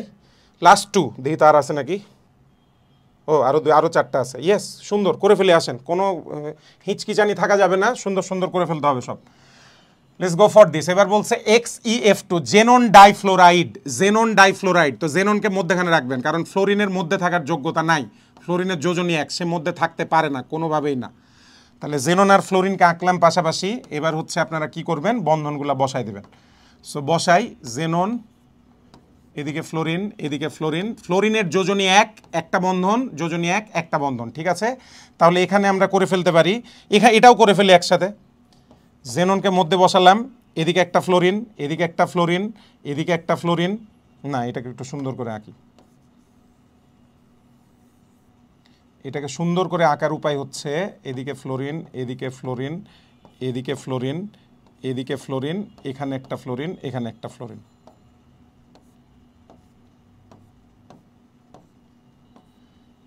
Xenon hexafluoride, xenon hexafluoride. যাই হোক, আমরা আগে ওপরের জেননটার হিসাব নিকাশ করি আসেন। তোর বন্ধন তো দেখাই যাচ্ছে দুইটা যেহেতু ওর বন্ধন আছে, তার মানে 2টি বিপি ইলেকট্রন, ভালো কথা। এবার যদি আমরা ওর লোন পেয়ার ইলেকট্রন বের করতে চাই, আমরা জানি জেনন হচ্ছে নিষ্ক্রিয় গ্যাস, একটা ইনার্ট গ্যাস। তাহলে জেননের লাস্টের কক্ষপথে আছে 8টা ইলেকট্রন, সেটা থেকে বন্ধনের সংখ্যা হচ্ছে 2টা, বাদ দিয়ে দিলাম। ডিভাইড করব আবার কত দিয়ে, 2 দিয়ে। তাহলে 8 থেকে 2 বাদ দিলে হয় 6, 6/2 ইকুয়াল টু 6কে 2 দিয়ে ভাগ করলে আসবে হচ্ছে 3টা, তাহলে 3টি এলপি ইলেকট্রন, 3টি এলপি ইলেকট্রন। সো 2টা বিপি ইলেকট্রন, 3টা এলপি ইলেকট্রন। এটা কার, জেননের। খেয়াল করে এখানে কিন্তু ফ্লোরিন আছে, আমি কখনোই ফ্লোরিনের কথা বলছিলাম না, কিন্তু আমাদের যদি ফ্লোরিন বের করতে দেয় কোনো সমস্যা নেই, আপনি চাইলে ফ্লোরিনটাও বের করতে পারবেন, কোনো প্যারা নাই। Let's try out fluorine. ফ্লোরিনের এই ফ্লোরিনটার বামের ফ্লোরিনটা যদি আমরা চিন্তা করি, ওর বন্ড পেয়ার কয়টা, ও একটা বন্ধন, তাহলে একটা বন্ড পেয়ার, একটা বিপি, ভালো কথা। এবার যদি লোন পেয়ার হিসাব করি, তাহলে ফ্লোরিনের খেয়াল করি, ফ্লোরিন হচ্ছে যেহেতু হ্যালোজেন, তাহলে ফ্লোরিনের লাস্টের কক্ষপথে আছে 7টা ইলেকট্রন, তার মধ্যে সে ব্যবহার করছে একটা ইলেকট্রন, মানে বন্ড একটা, ডিভাইডেড বাই 2, তাহলে 7 থেকে 1 বাদ দিলে 6, 6কে 2 দিয়ে ভাগ করলে হয় 3টি এলপি ইলেকট্রন, 3টি এলপি ইলেকট্রন। তাহলে আমরা বুঝতে পারছি ফ্লোরিনকেও যদি আলাদা করে বের করতে বলে, এখানে তো আমাদের বের করতে বলে না, এখানে তো আমাদের শুধু জেনন বের করতে বলেছিল, কিন্তু যদি ফ্লোরিন বলে, ফ্লোরিনটা পাওয়া যাচ্ছে, ফ্লোরিনের বিপি একটা, লোন পেয়ার 3টা। তাহলে এখানে টোটাল ফ্লোরিন কয়টা আছে, এখানে 2টা ফ্লোরিন আছে। তাহলে আমাদের যদি যৌগে, আমাদের যদি এরকম বলে যে যৌগে মোট বিপি বের করো, বিপি আবার বলছিল এলপি, যৌগে মোট এলপি, যৌগে মোট এলপির সংখ্যাটা হয়ে যাবে, খেয়াল করি জেননের এলপি বের করছি আমরা 3টা, প্লাস একটা ফ্লোরিনের এলপি 3টা করে, একটা ফ্লোরিনের এলপি 3টা করে, অর্থাৎ 3 গুণিত 2, তাহলে 3 দুগুণে 6 আর 3-এ 9টা, যোগে মোট এলপি আছে হচ্ছে 9টা। এভাবে চাইলে আপনি যৌগের এলপিও বের করতে পারেন। কখনো কখনো বোর্ডের প্রশ্নে কেন্দ্রীয় পরমাণুর বদলে যৌগের কথা বলে, যে নিচের কোন যৌগটিতে সবচেয়ে বেশি সংখ্যক লোন পেয়ার ইলেকট্রন বিদ্যমান, নিচের কোন যৌগটিতে সবচেয়ে বেশি সংখ্যক লোন পেয়ার ইলেকট্রন বিদ্যমান। তাহলে সেম লজিক অ্যাপ্লাই করে আপনি কেন্দ্রীয় পরমাণুটাও বের করতে পারবেন, কি বলে যে আউটার পরমাণু যেগুলো যুক্ত আছে সেগুলো বের করতে পারবেন। যাই হোক, নিচেরটায় আসি, XeF6, তাহলে এখানে দেখতে পাচ্ছি টোটাল 6টা ফ্লোরিনের সাথে 6টা বিপি দিয়ে যুক্ত আছে, তাহলে 6টা বিপি, ভালো কথা।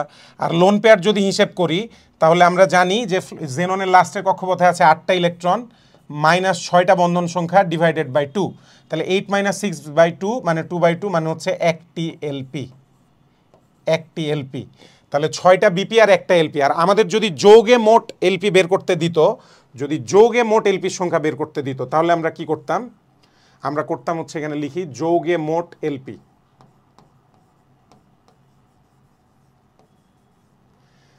ইকুয়াল টু, প্রথমত জেননের কাছে আছে 1টা এলপি, 1 প্লাস প্রত্যেকটা ফ্লোরিনের কাছে আছে 3টা করে এলপি। এই যে ওপরে আগেই বের করে রাখছিলাম আমরা 3টা এলপি, তাহলে প্রত্যেকটা ফ্লোরিনের কাছে আছে 3টা এলপি, তাহলে 3 গুণিত মোট ফ্লোরিনের সংখ্যা কয়টা? এখানে 6টা। মোট ফ্লোরিনের সংখ্যা যেহেতু 6টা, এটাকে গুণ করে দেব, 3 × 6 = 18 আর 1 = 19, 19টা এলপি আছে এই যোগে, টোটাল 19টা এলপি। সো আশা করি মোটামুটি একটা আইডিয়া হয়ে গেছে। লাস্ট 2 আর 2টা আমরা শিখবো এরকম। চলেন যাই পরের স্লাইডে যাই। XeOF2, XeOF4, তো এখানেও কেন্দ্রীয় পরমাণুকে এগুলা দেখতে পাচ্ছি আমরা। সো আসেন কেন্দ্রীয় পরমাণুকে মাঝে রেখে বাকিটার করে নেই। স্ট্রাকচার আঁকাটাও কিন্তু আমরা করছি একই সাথে মাঝে রেখে, ডোন্ট ফরগেট স্ট্রাকচার। XeOF2, তাহলে একদিকে অক্সিজেনকে রাখলাম, তার সাথে 2টা ফ্লোরিন গেল।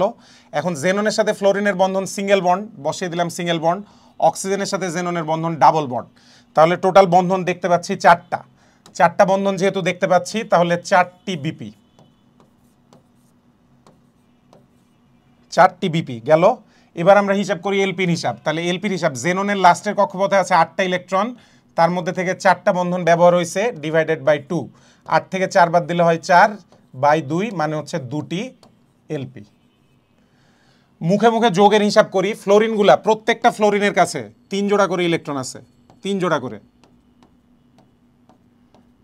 অক্সিজেনের কাছে, আপনারা যদি অক্সিজেনেরটা বের করতে চান, আসলে অক্সিজেনেরটা বের করি।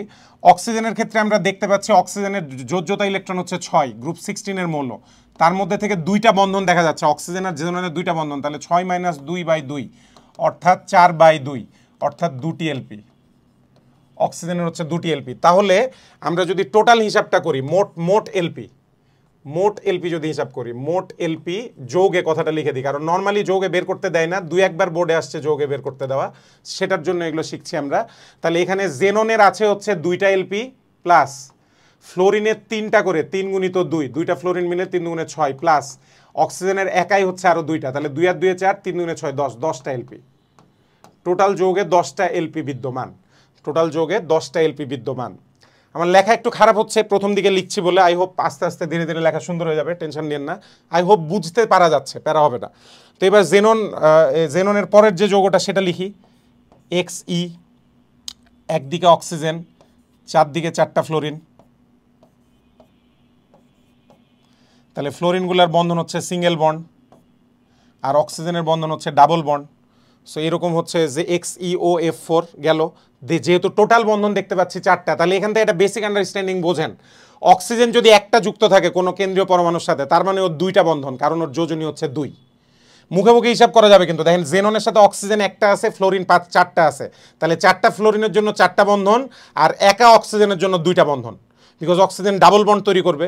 স্ট্রাকচার না এঁকেও এটা হিসাব করা যায়, সেটা আমি বলতে যাচ্ছি যে যখন আপনার স্ট্রাকচার আঁকা প্র্যাকটিস হয়ে যাবে অনেক, তারপর আপনার কিন্তু আর এটা স্ট্রাকচার আঁকা লাগবে না। এমসিকিউ করার সময় এত স্ট্রাকচার আঁকবেন না আপনি সিম্পলি হিসাব করবেন যে 4টা ফ্লোরিন আছে, তাহলে 4টা বন্ধন আর অক্সিজেন একা 2টা বন্ধন, তাহলে 4 আর 2 6, 4 আর 2 6 মানে 6টা বিপি হয়ে গেল, 6টা বন্ড পেয়ার। আর 6টা বন্ড পেয়ার যদি হয়ে যায়, তাহলে লোন পেয়ারটার হিসাব আমরা করব কি দিয়ে, 8 - 6 ডিভাইডেড বাই 2 অর্থাৎ 2/2, তার মানে হচ্ছে 1টি এলপি, একটা লোন পেয়ার ইলেকট্রন।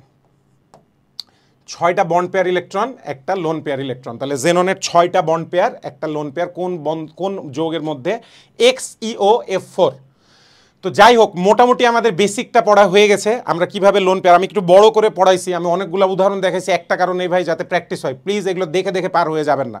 আবার বলছে এগুলো লিখে লিখে করবেন, শুরুর দিকে লিখে লিখে করা লাগবে। এবার পরের আইডিয়াটায় আসি। আজকে এই পুরো জায়গাটা যেহেতু শেষ করব, পরের আইডিয়াটায় আসি। আচ্ছা, এবার আমাদের ক্লাসের পরবর্তী অংশে চলে এসেছি। জিনিসটা হচ্ছে অষ্টক, অষ্টক সংকোচন, অষ্টক সম্প্রসারণ ইত্যাদি নির্ণয়। তাহলে ফার্স্ট অফ অল অষ্টকের ব্যাপারটার সাথে আপনারা পরিচিত আছেন, ক্লাস 9-10 অষ্টক পড়েছেন আপনারা, এবং ওটা করতে গিয়ে অনেকের অনেক কষ্ট হতো যে কীভাবে হিসাব নিকাশ করে। এটা এইচএসসিরও মেইন প্রবলেম, মানে এই চ্যাপ্টারের একটা বড় প্রবলেম। এটা প্রবলেম বলবো না, এগুলো সোজা প্রশ্ন, এগুলো মার্কস তোলার জায়গা। পোলাপাইন মুখস্থ করে নিজের কুড়াল মারে আর কি নিজের পায়ে, এটা করা যাবে না। লজিক চিন্তা করবেন, হয়ে যাবে। তাহলে অষ্টক ব্যাপারটা কি দেখি। বলা আছে এখানে, সমযোজী বন্ধনে আবদ্ধ কোনো পরমাণুর বহিস্থ কক্ষে মোট ইলেকট্রনের সংখ্যা। বন্ধনে আবদ্ধ থাকা অবস্থায় মোট ইলেকট্রনের সংখ্যা দিয়ে ব্র্যাকেটে লেখা আছে বন্ধন জোড় ও মুক্ত জোড় ইলেকট্রন উভয় ই। অর্থাৎ আপনি এবার মোট ইলেকট্রন সংখ্যা, যখন বহিস্থ কক্ষে মোট ইলেকট্রন আপনি হিসেব করবেন, বহিস্থ কক্ষে মোট ইলেকট্রন হিসেব করার সময় আপনাকে বন্ধন জোড় ইলেকট্রন এবং মুক্ত জোড় ইলেকট্রন উভয়কে হিসাব করার লাগবে। এলপি বিপি দুইটাকে হিসাব করবেন। এবার নিচে একটা সূত্র লিখে দেওয়া আছে, এটা সহজে করার। কীরকম? বিপি প্লাস এলপি, কোনো একটা পরমাণুর মোট যে বিপির সংখ্যা, বন্ড পেয়ারের সংখ্যা, পেয়ারের সংখ্যা, ইলেকট্রন না, পেয়ারের সংখ্যা, লোন পেয়ারের সংখ্যা, এই পুরো সংখ্যাটাকে 2 দিয়ে যদি গুণ করেন, টোটাল যোগ করার পর বিপি প্লাস এলপি ইন্টু 2, এটা দিয়ে যোগ গুণ করার পরে ভ্যালুটা যদি আপনি 8 পান, তাহলে বুঝবেন এটার অষ্টক পূর্ণ হয়ে গেছে। দিস ইজ অষ্টক পূর্ণ হয়েছে, এটা স্যাটিসফাইড অষ্টক। কোনো কারণে যদি দেখতে পান BP plus LP into 2 greater than 8 হচ্ছে, বিপি আর এলপির যোগফল সেটাকে 2 দিয়ে গুণ করার পর 8-এর চেয়ে বেশি হয়ে গেল, তখন আমরা বুঝবো এটা হচ্ছে অষ্টক সম্প্রসারণ। এইচএসসিতে এটা খুব ইম্পর্টেন্ট, অষ্টক সম্প্রসারণ, অষ্টক সংকোচন, স্পেশালি অষ্টক সংকোচন কখন? BP plus LP into 2 less than 8 হলে এটাকে আমরা অষ্টক সংকোচন বলি। এইটা স্পেশালি হেভি ইম্পর্টেন্ট। অষ্টক পূর্ণ আর অষ্টক সংকোচনটা বেশি ইম্পর্টেন্ট, বিকজ এই অষ্টক সংকোচনের আইডিয়ার সাথে লুইস অ্যাসিডের আইডিয়া কানেক্টেড। এই চ্যাপ্টারে হালকা করে আমরা লুইস অ্যাসিড জিনিসটা কি এটা পড়বো, যেটা আমাদের ক্লাস 9-10-এ এই আইডিয়া ছিল না। কারণ ক্লাস 9-10-এ আমরা অ্যাসিড বলতে শিখছি যারা জলীয় মাধ্যমে H+ দান করে তারা অ্যাসিড, আর কিছু শিখি নাই। কিন্তু এইচএসসিতে এসে অ্যাসিডকে প্রমাণ করার টোটাল 3টা আলাদা উপায় আছে, 3টা আলাদা মতবাদ, থিওরি আছে। তার মধ্যে একটা থিওরি হচ্ছে লুইস অ্যাসিড। যাদের অষ্টক সংকোচন থাকে তারা সাধারণত লুইস অ্যাসিড হয়। তো দ্যাটস ওয়াই অষ্টক সংকোচন বের করতে পারা। এখনই লুইস অ্যাসিড কি এটা জানাচ্ছি না, এটা অন্য একটা ক্লাসে আমি ডিটেলস আলোচনা করব। খালি এ কারণে এই যে অ্যাটলিস্ট লুইস অ্যাসিডের জন্য হলে অষ্টক সংকোচন নির্ণয় করাটা খুব ইম্পর্ট্যান্ট। তো চলেন যাই অষ্টক সংকোচন নির্ণয় করার ট্রাই করি আমরা, পরের ইতে যাই। সূত্র তাহলে বিপি প্লাস এলপি ইন্টু 2, সূত্রটা পাশে দরকার হলে লিখে রাখছি, বিপি প্লাস এলপি ইন্টু 2, এটার ফলাফল বের করতে হবে। ইকুয়াল 8 হলে অষ্টক পূরণ হবে। নাও প্রথম কথা, এখানে যদি আমরা হিসাব করি, আমি আর এতবার করে আঁকবো না, স্ট্রাকচার আঁকবো না। দেখেন SF6 লেখা আছে, সবাই দেখছি SF6, ফ্লোরিন 6টা, তার মানে 6টা বিপি, 6টা বিপি, ঠিক আছে, 6টা বিপি আছে। আর এই যে দেখেন আমি কিন্তু আর স্ট্রাকচার আঁকছি না, স্ট্রাকচার আঁকা ছাড়াই কিন্তু আমরা এখন এটা পারবো। যেগুলো কঠিন সেগুলোতে স্ট্রাকচার আঁকবো, সোজা জিনিসের দরকার নেই স্ট্রাকচার আঁকার, ডিরেক্ট পারবো। সালফারের সাথে ফ্লোরিন 6টা, তাহলে 6টা বিপি, 6টা বন্ধন আছে, 6টা বিপি। সালফারের লাস্টের কক্ষপথে 6টা ইলেকট্রন, মাইনাস 6টা ইলেকট্রন ইউজ হয়ে গেছে, ডিভাইডেড বাই 0, তাহলে 0T এলপি। তাহলে এই লজিক অনুযায়ী 6টা বিপি প্লাস 0টা এলপি ইন্টু 2, অর্থাৎ 12টা ইলেকট্রন, টোটাল 12টা electron, which is definitely greater than 8 electron. তাহলে যোজ্যতা স্তরে বন্ধন গঠন করার পরে যোজ্যতা স্তরে 12টা ইলেকট্রন আছে, which is definitely greater than 8 electron. তাহলে এখান থেকে আমরা এই সিদ্ধান্তে উপনীত হতে পারবো যে SF6 যৌগটাই অষ্টক সম্প্রসারণ বিদ্যমান, অষ্টক সম্প্রসারণ বিদ্যমান, অষ্টক সম্প্রসারণ বিদ্যমান। আসেন এবার ওয়াটারেরটা দেখি, টেনশনের কিছু নাই, একইভাবে করব আমরা। তাহলে ওয়াটারে ফার্স্টেই আইডেন্টিফাই করেন অক্সিজেন 2টা হাইড্রোজেনের সাথে যুক্ত আছে, তাহলে হাইড্রোজেনের যোজনী যেহেতু 1 করে, 2টা হাইড্রোজেনের জন্য 2টা বন্ধন পাবো, অর্থাৎ এর 2টি বিপি। অক্সিজেনের বিপি ইলেকট্রন তাহলে 2টা, বন্ধন জোড় ইলেকট্রন 2টা। এলপি যদি হিসাব করি, অক্সিজেনের লাস্টের কক্ষপথে আছে 6টা ইলেকট্রন, এটা খুব ইম্পর্ট্যান্ট একটা প্রশ্ন। অক্সিজেনের লাস্টের কক্ষপথে 6টা ইলেকট্রন, বাদ দিব 2টা বন্ধন, ডিভাইড করব 2 দিয়ে, তাহলে 6 থেকে 2 বাদ দিলে হয় 4, 4কে আবার 2 দিয়ে ভাগ করলে হয় 2টি এলপি। তাহলে দেখতে পাচ্ছি পানির ভেতরে 2টা বিপি আছে, 2টা এলপি আছে। তাহলে আমাদের হিসাবটা যে আমরা করব 2 + 2 × 2, তাহলে 2 + 2 = কত আসছে? 4, আর 4 × 2 তার মানে চলে আসছে 8, 8টা ইলেকট্রন। মিনিং এবার খেয়াল করলে দেখতে পাচ্ছি আমাদের 8টা ইলেকট্রন দরকার অষ্টক পূরণ হতে, 8টাই আছে। তাহলে আমরা এখানে বলে দিতে পারবো এটার অষ্টক কি হচ্ছে? পূর্ণ হচ্ছে। অষ্টক পূর্ণ,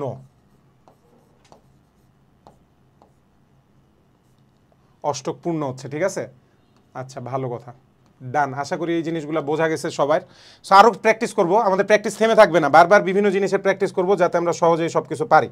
পরেরটাই চলে যায়। এবার BeF2 NH3 এই দুজনকে হিসাব করতে হবে।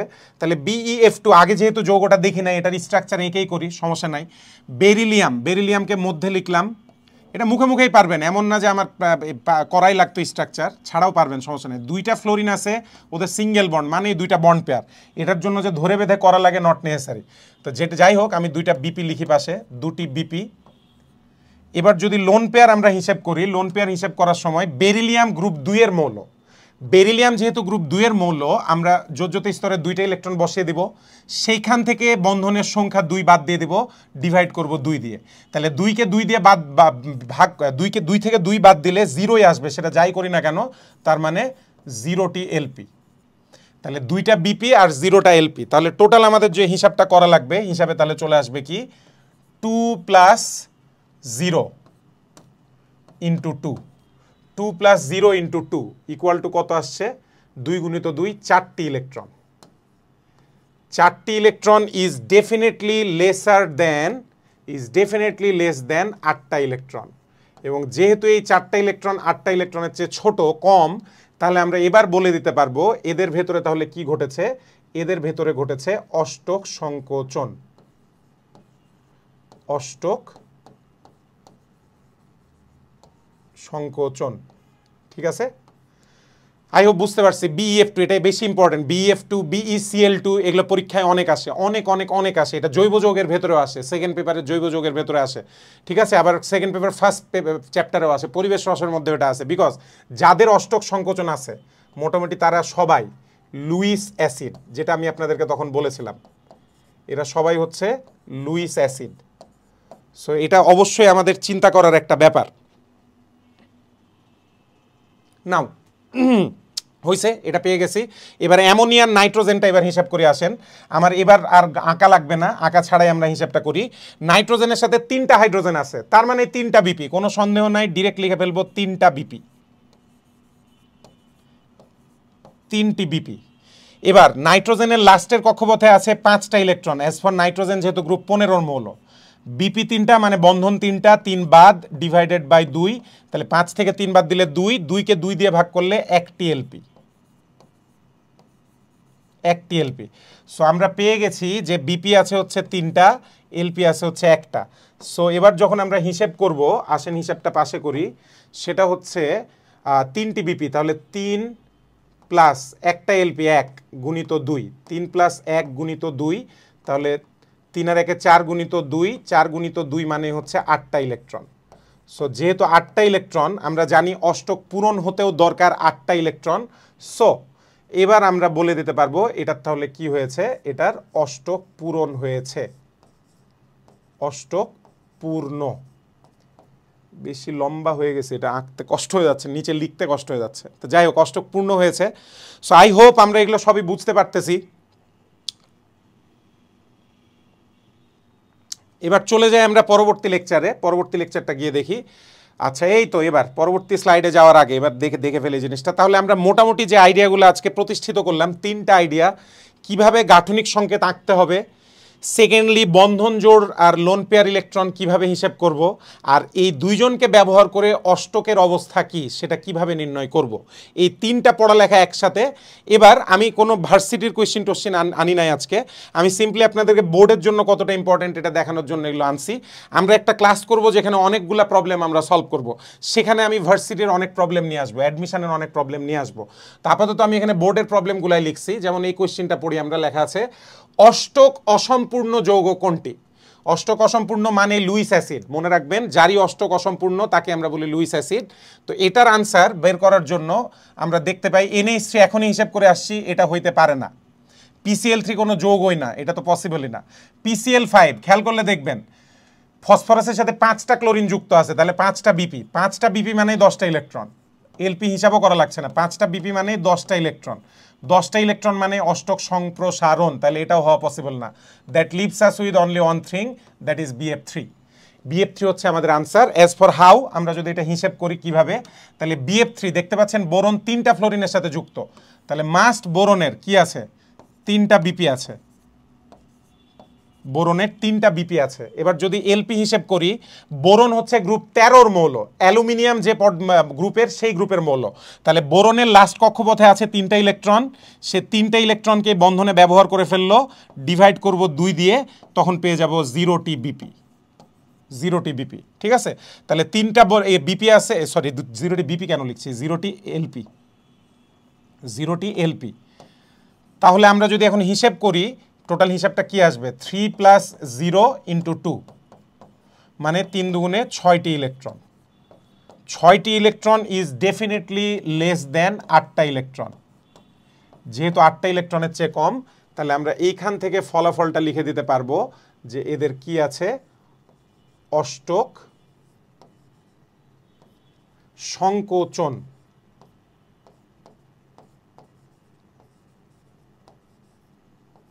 অষ্টক সংকোচন আছে। So that's it. তাহলে আমাদের অষ্টক অসম্পূর্ণ যৌগ হচ্ছে BF3। রাজশাহী বোর্ড 2021 সালের প্রশ্ন। পরবর্তী প্রশ্নে চলে যাই। এই যে ফসফরাস ট্রাইক্লোরাইডের কেন্দ্রীয় পরমাণুর যোজ্যতা স্তরে মুক্ত ও বন্ধন ইলেকট্রন জোড় কয়টি? ফসফরাস ট্রাইক্লোরাইডের কেন্দ্রীয় পরমাণুর যোজ্যতা স্তরে, তাহলে আমাদের ফসফরাস ট্রাইক্লোরাইডের সংকেতটা লিখতে পারলেই হচ্ছে। সো ফসফরাস ট্রাইক্লোরাইড, ট্রাই মানে 3, তাহলে PCl3, এই কথাটা জিজ্ঞেস করছে, PCl3।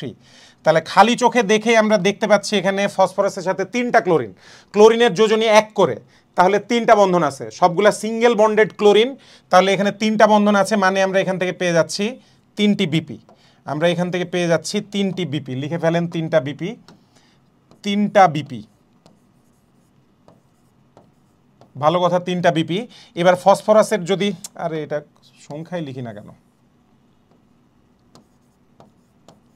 এখন আমরা যদি ফসফরাসের লোন পেয়ার বের করতে চাই, তাহলে ফসফরাস হচ্ছে গ্রুপ 15 মৌল, অর্থাৎ 5, লাস্টের কক্ষপথে 5টা ইলেকট্রন, 5 থেকে বন্ধনে ব্যবহৃত 3টা বাদ দিয়ে দিব, ডিভাইড করব 2 দিয়ে, তাহলে 5 থেকে 3 বাদ দিলে 2/2, 1টি এলপি। আনসার হয়ে যাচ্ছে তাহলে 3টা বিপি আর 1টা এলপি। আমাদের বের করতে বলছে মুক্ত ইলেকট্রন কয় জোড়া আর বন্ধন ইলেকট্রন জোড় কয়টি।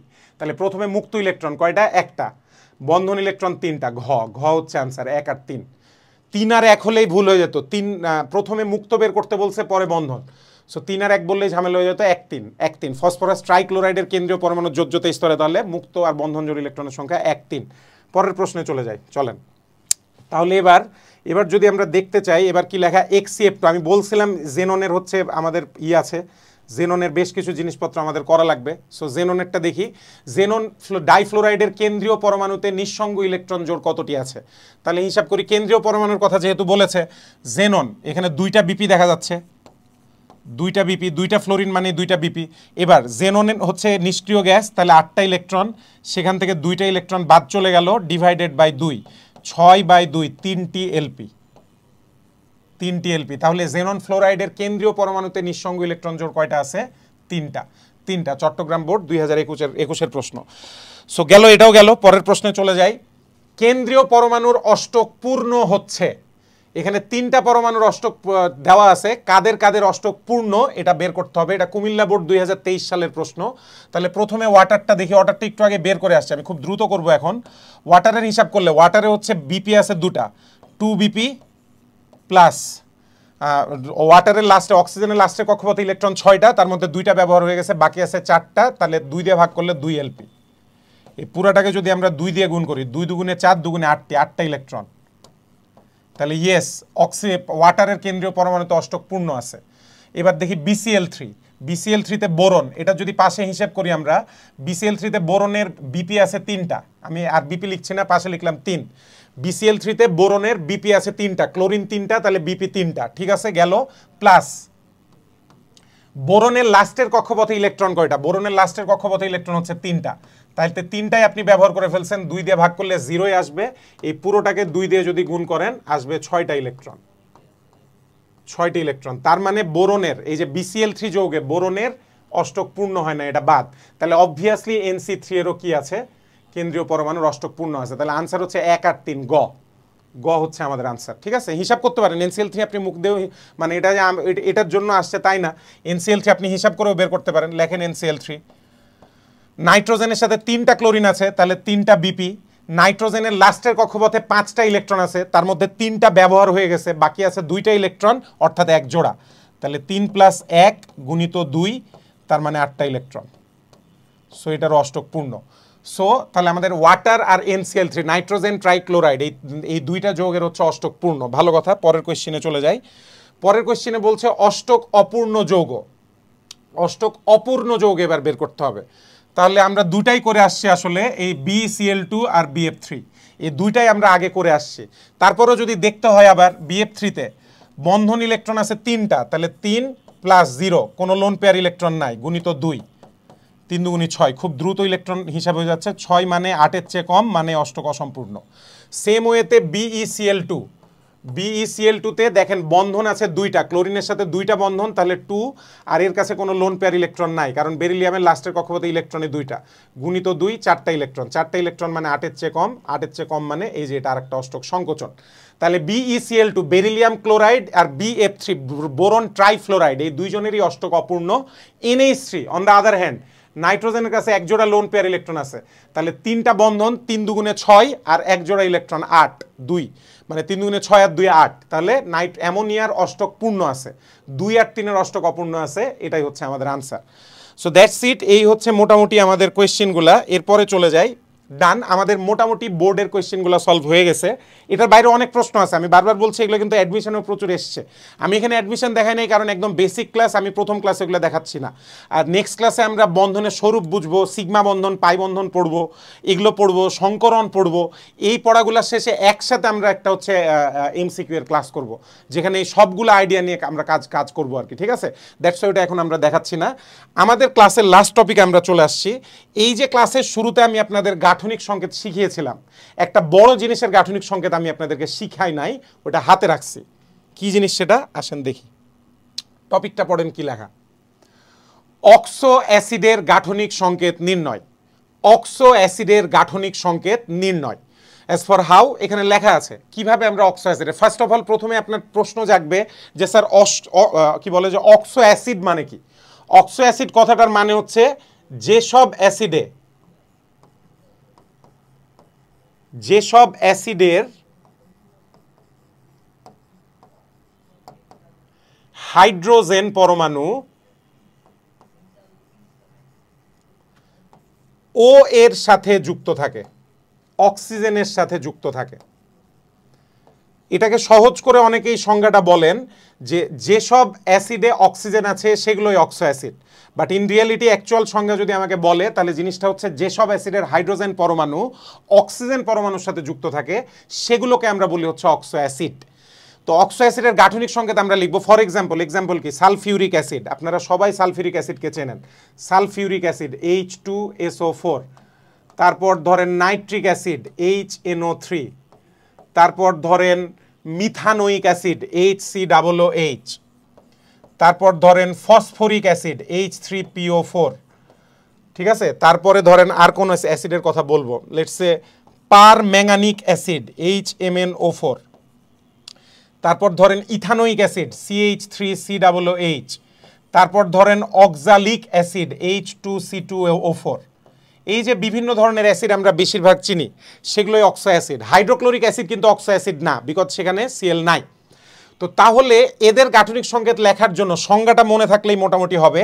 খেয়াল করলে দেখবেন সংজ্ঞায় বলা আছে যেসব অ্যাসিডের হাইড্রোজেন পরমাণু অক্সিজেনের সাথে যুক্ত থাকে। তাহলে দেখেন ভেতরে তাই লেখা আছে, অক্সো অ্যাসিড সমূহের যখন আমরা গাঠনিক সংকেত লিখব তখন কেন্দ্রীয় পরমাণুর চারপাশে অক্সিজেন পরমাণু আগে বসাবো, আগে কেন্দ্রীয় পরমাণু যে তাকে মধ্যখানে বসাবো, তার চারপাশে আমরা অক্সিজেনকে বসাবো, আর অক্সিজেনের পাশে কোন পরমাণুকে বসাবো? হাইড্রোজেন পরমাণুকে বসাবো। তাহলে এটা খেয়াল রেখে প্রথমে কেন্দ্রীয় পরমাণু বসাবো, চারপাশে অক্সিজেন পরমাণু বসাবো, তারপর অক্সিজেনগুলোর হাত পূরণ করবো হাইড্রোজেন দিয়ে। ফর এক্সাম্পল আমাদের সবার জন্য পপুলার, আসেন এবার কিছু কোয়েশ্চেন দেখা শুরু করি। For example H2SO4,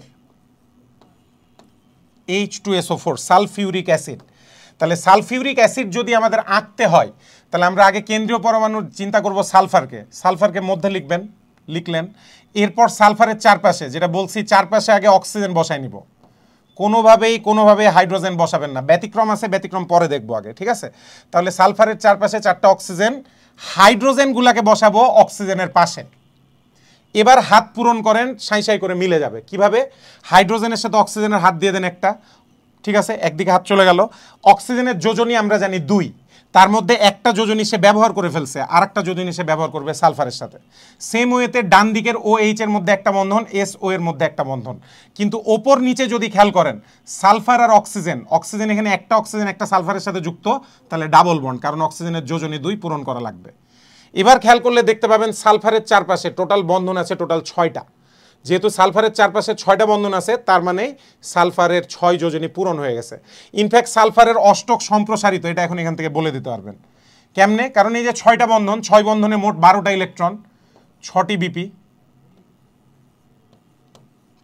BP, 12 electron, greater than 8 electron, তার মানে অষ্টক সম্প্রসারণ। অনেক কিছুর আনসার দেওয়া যাবে এগুলো থেকে। অষ্টক সম্প্রসারণ, সালফারের অষ্টক কি আছে? সম্প্রসারিত অবস্থায় আছে। তাহলে এই হচ্ছে ব্যাপার, এইভাবে আমরা হিসাব করতে পারি। পরের রিতে চলে যায়, আরও কিছু করি। H2SO4 এর পরে আমাদের আরেকটা আমরা যদি অ্যাসিড নিই তাহলে কি H3PO4। যারা অ্যাসিডটার নাম জানি না লিখে নিব, অ্যাসিডটার নাম জানি না যারা, তারা লিখে নিব। এই অ্যাসিডটার নাম হচ্ছে ফসফরিক অ্যাসিড। Phosphoric acid. তাহলে এটা যদি ফসফরিক অ্যাসিড হয়, লেটস গো, আমরা ফসফরিক অ্যাসিডকে বানানোর ট্রাই করি। মধ্যখানে কেন্দ্রীয় পরমাণু হিসেবে ফসফরাস বসিয়ে দিব। 4টা অক্সিজেন আছে, তাহলে চারদিকে 4টা অক্সিজেন বসিয়ে দিব, আর অক্সিজেনগুলোর সাথে 3টা হাইড্রোজেনকে এবার বসাতে হবে। 3টা হাইড্রোজেনকে বসাবো। তাহলে অক্সিজেন যেগুলো হাইড্রোজেনের সাথে যুক্ত সেগুলো সব বন্ড সিঙ্গেল বন্ড, এগুলো সব জায়গায় সিঙ্গেল বন্ড দিয়ে দেন। আর যে অক্সিজেনটা ফসফরাসের সাথে সিঙ্গেল যুক্ত আছে সেটাকে ডাবল বন্ড দিব, মানে যে অক্সিজেনের সাথে কোনো হাইড্রোজেন নাই তার সাথে আমরা ডাবল বন্ড দিয়ে দিলাম, ঠিক আছে, তার সাথে ডাবল বন্ড দিয়ে দিলাম। তাহলে ফসফরাসটা খেয়াল করে দেখেন, ওর অবস্থা যদি আমরা নির্ণয় করতে চাই, ওর চারপাশে দেখা যাচ্ছে, খেয়াল করলে দেখবেন টোটাল বন্ধন আছে 5টা, 5টি বিপি। 5টি বিপি মানেই 10টা ইলেকট্রন, 5টা বিপি মানে 10টা electron, which is greater than 8টা ইলেকট্রন, আর তার মানে এটার মধ্যেও কি আছে? অষ্টক সম্প্রসারণ।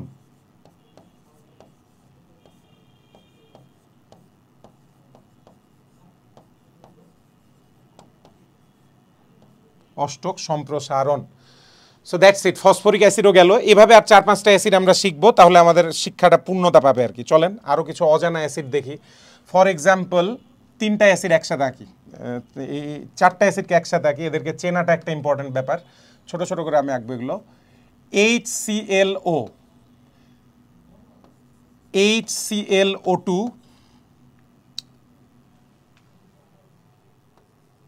HClO3 আর HClO4, এই 4টা অ্যাসিডকে আমরা রাখবো একসাথে। এই 4টা অ্যাসিড ক্লোরিনের বিভিন্ন যোজনী প্রকাশ করে। এই যে আমি আপনাদেরকে বলছিলাম ক্লোরিনের 4টা যোজনী হওয়া পসিবল, এবার দেখবো আমরা এটা। HClO যে অ্যাসিডটা দেখতেছেন, এই অ্যাসিডের নাম হচ্ছে, এই অ্যাসিডটার নাম হচ্ছে হাইপোক্লোরাস অ্যাসিড। নাম সহ লিখে দিচ্ছি, এটা হাইপোক্লোরাস অ্যাসিড। আমি অ্যাসিড কথাটা আচ্ছা লিখি, সমস্যা কি। এরপরে যেটা দেখতে পাচ্ছেন HClO2, এই অ্যাসিডটার নাম হচ্ছে ক্লোরাস অ্যাসিড। ক্লোরাস অ্যাসিড, ভালো কথা। এরপরে HClO3 যে অ্যাসিডটা দেখতে পাচ্ছি, এই অ্যাসিডের নাম হচ্ছে ক্লোরিক অ্যাসিড।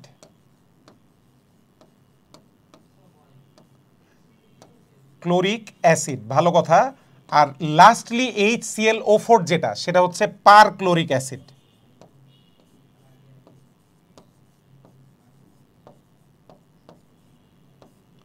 Perchloric acid. তো সবার নাম শিখে ফেলছি।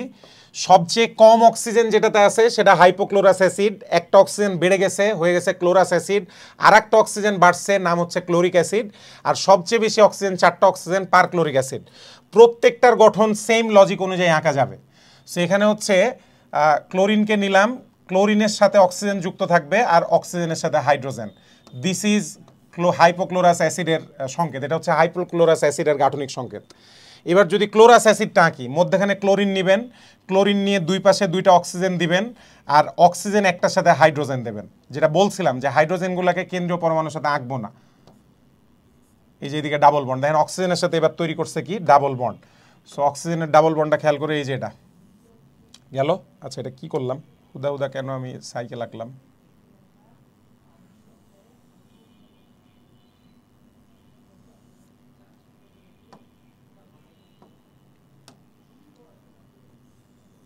আচ্ছা গেল। আচ্ছা, তাহলে এটাও গেল। এবার পরেরটায় আসি। পরেরটার নাম হচ্ছে ক্লোরিক অ্যাসিড। তাহলে সেক্ষেত্রে একেও আপনারা, এটাও যেহেতু আমাদের কেন্দ্রীয় পরমাণু, মধ্যখানে ক্লোরিনকে বসান, 3 দিকে 3টা অক্সিজেন, 3 দিকে 3টা অক্সিজেন, তার মধ্যে একটা অক্সিজেনের সাথে হাইড্রোজেন। তাহলে হাইড্রোজেনের সাথে যুক্ত অক্সিজেনটার বন্ধনগুলো হয়ে গেল সিঙ্গেল বন্ড। বাকি যে 2টা অক্সিজেন, সেগুলোতে হয়ে গেল ডাবল বন্ড। দিস ঠিক আছে। Lastly perchloric acid. সো আবারও সিএলকে মধ্যখানে নিব। এবার 4টা অক্সিজেন বসাতে হবে, 4 দিকে 4টা অক্সিজেন বসাবো। ধরেন আমি ওই বাম পাশের অক্সিজেনের সাথে হাইড্রোজেন বসালাম, সেইটার সাথে সিঙ্গেল বন্ড, বাকি প্রত্যেকটা অক্সিজেনের সাথে হচ্ছে ডাবল বন্ড। এবার আপনি যদি যোজনী খেয়াল করেন, অক্সিজেনের যোজনী যদি খেয়াল করেন, দেখতে পাবেন যে কথাটা বলেছিলাম সেটা দেখা যাচ্ছে। যেমন এখানে অক্সিজেন, আবার বলছি ক্লোরিনের যোজনী, সিএল যোজনী, সিএল এর যোজনী দেখেন, এখানে সিএলটা একটা অক্সিজেনের সাথে যুক্ত আছে, এক। এই যৌগে সিএল দুইটা অক্সিজেনের সাথে টোটাল 3 বন্ধন দিয়ে যুক্ত আছে, 3 যোজনী। এই ক্লোরিক অ্যাসিডে ক্লোরিনের চারপাশে 2টা ডাবল বন্ড আর একটা সিঙ্গেল বন্ড, তাহলে 5টা মোট। ক্লোরিনের মোট যোজনী হচ্ছে এখানে 5। আর লাস্টলি এই যৌগে ক্লোরিনের চারপাশে 3টা ডাবল বন্ড আর একটা সিঙ্গেল বন্ড, মানে ক্লোরিনের যোজনী টোটালটা হচ্ছে এখানে 7। তাহলে পারক্লোরিক অ্যাসিডে ক্লোরিনের যোজনী 7। যেটা আমরা বলছিলাম যে ক্লোরিন নর্মালি এক যোজনী প্রদর্শন করলেও ওর 3, 5, 7 এরকম 3টা যোজনী আছে। ডান। আর 2-1টা অ্যাসিড শিখবো, আর বেশি অ্যাসিড শিখবো না, আর 2-1টা অ্যাসিড আমরা শিখবো। Let's go. আর কি অ্যাসিড আছে? Unknown acid.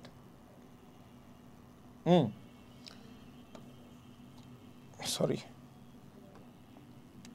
সো ধরেন আমরা এবার আঁকতে চাচ্ছি, কাকে লিখবো? সবগুলো তো পারার কথা এখন। H2SO3, sulphurous acid, sulphurous acid.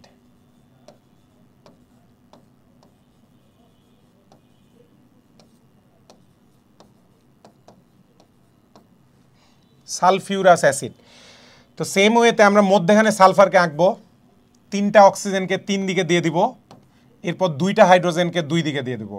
এই হাইড্রোজেনগুলোর বন্ড সিঙ্গেল বন্ড দিয়ে পূরণ হবে, আর অক্সিজেন আর সালফারের বন্ডটা পূরণ হবে ডাবল বন্ড দিয়ে। হয়ে গেছে, এটা হচ্ছে H2SO3। সো মোটামুটি গঠন আমরা শিখে গেছি। খালি আমি ব্যতিক্রমী 2টা অ্যাসিড আপনাদেরকে শেখাবো যারা এই নীতিটা মানে না। ব্যতিক্রমী 2টা নিয়ম। আচ্ছা ঠিক আছে, ব্যতিক্রমী গাঠনিক সংকেত, এটা লিখে রাখি। ব্যতিক্রম গঠন বা ব্যতিক্রমী গঠন।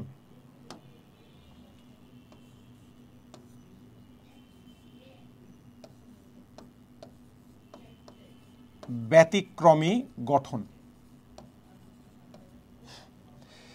এই ব্যতিক্রমী গঠনগুলোর মধ্যে আছে 2টা অ্যাসিড। বেসিক্যালি এই 2টা ছাড়া বাকিরা সবাই মেনে চলবে। একটা হচ্ছে H3PO3 ফসফনিক অ্যাসিড, আর একটা হচ্ছে H3PO2 ফসফরাস অ্যাসিড। এই 2টা অ্যাসিড, এই দুইটা অ্যাসিডের গঠনটা নর্মাল নিয়মে হবে না, এদের গঠনটা আমি দেখিয়ে দিচ্ছি, এটাও কিন্তু আপনাদের পরীক্ষায় আসবে। এভাবে আসবে না, একটু ভিন্নভাবে আসবে।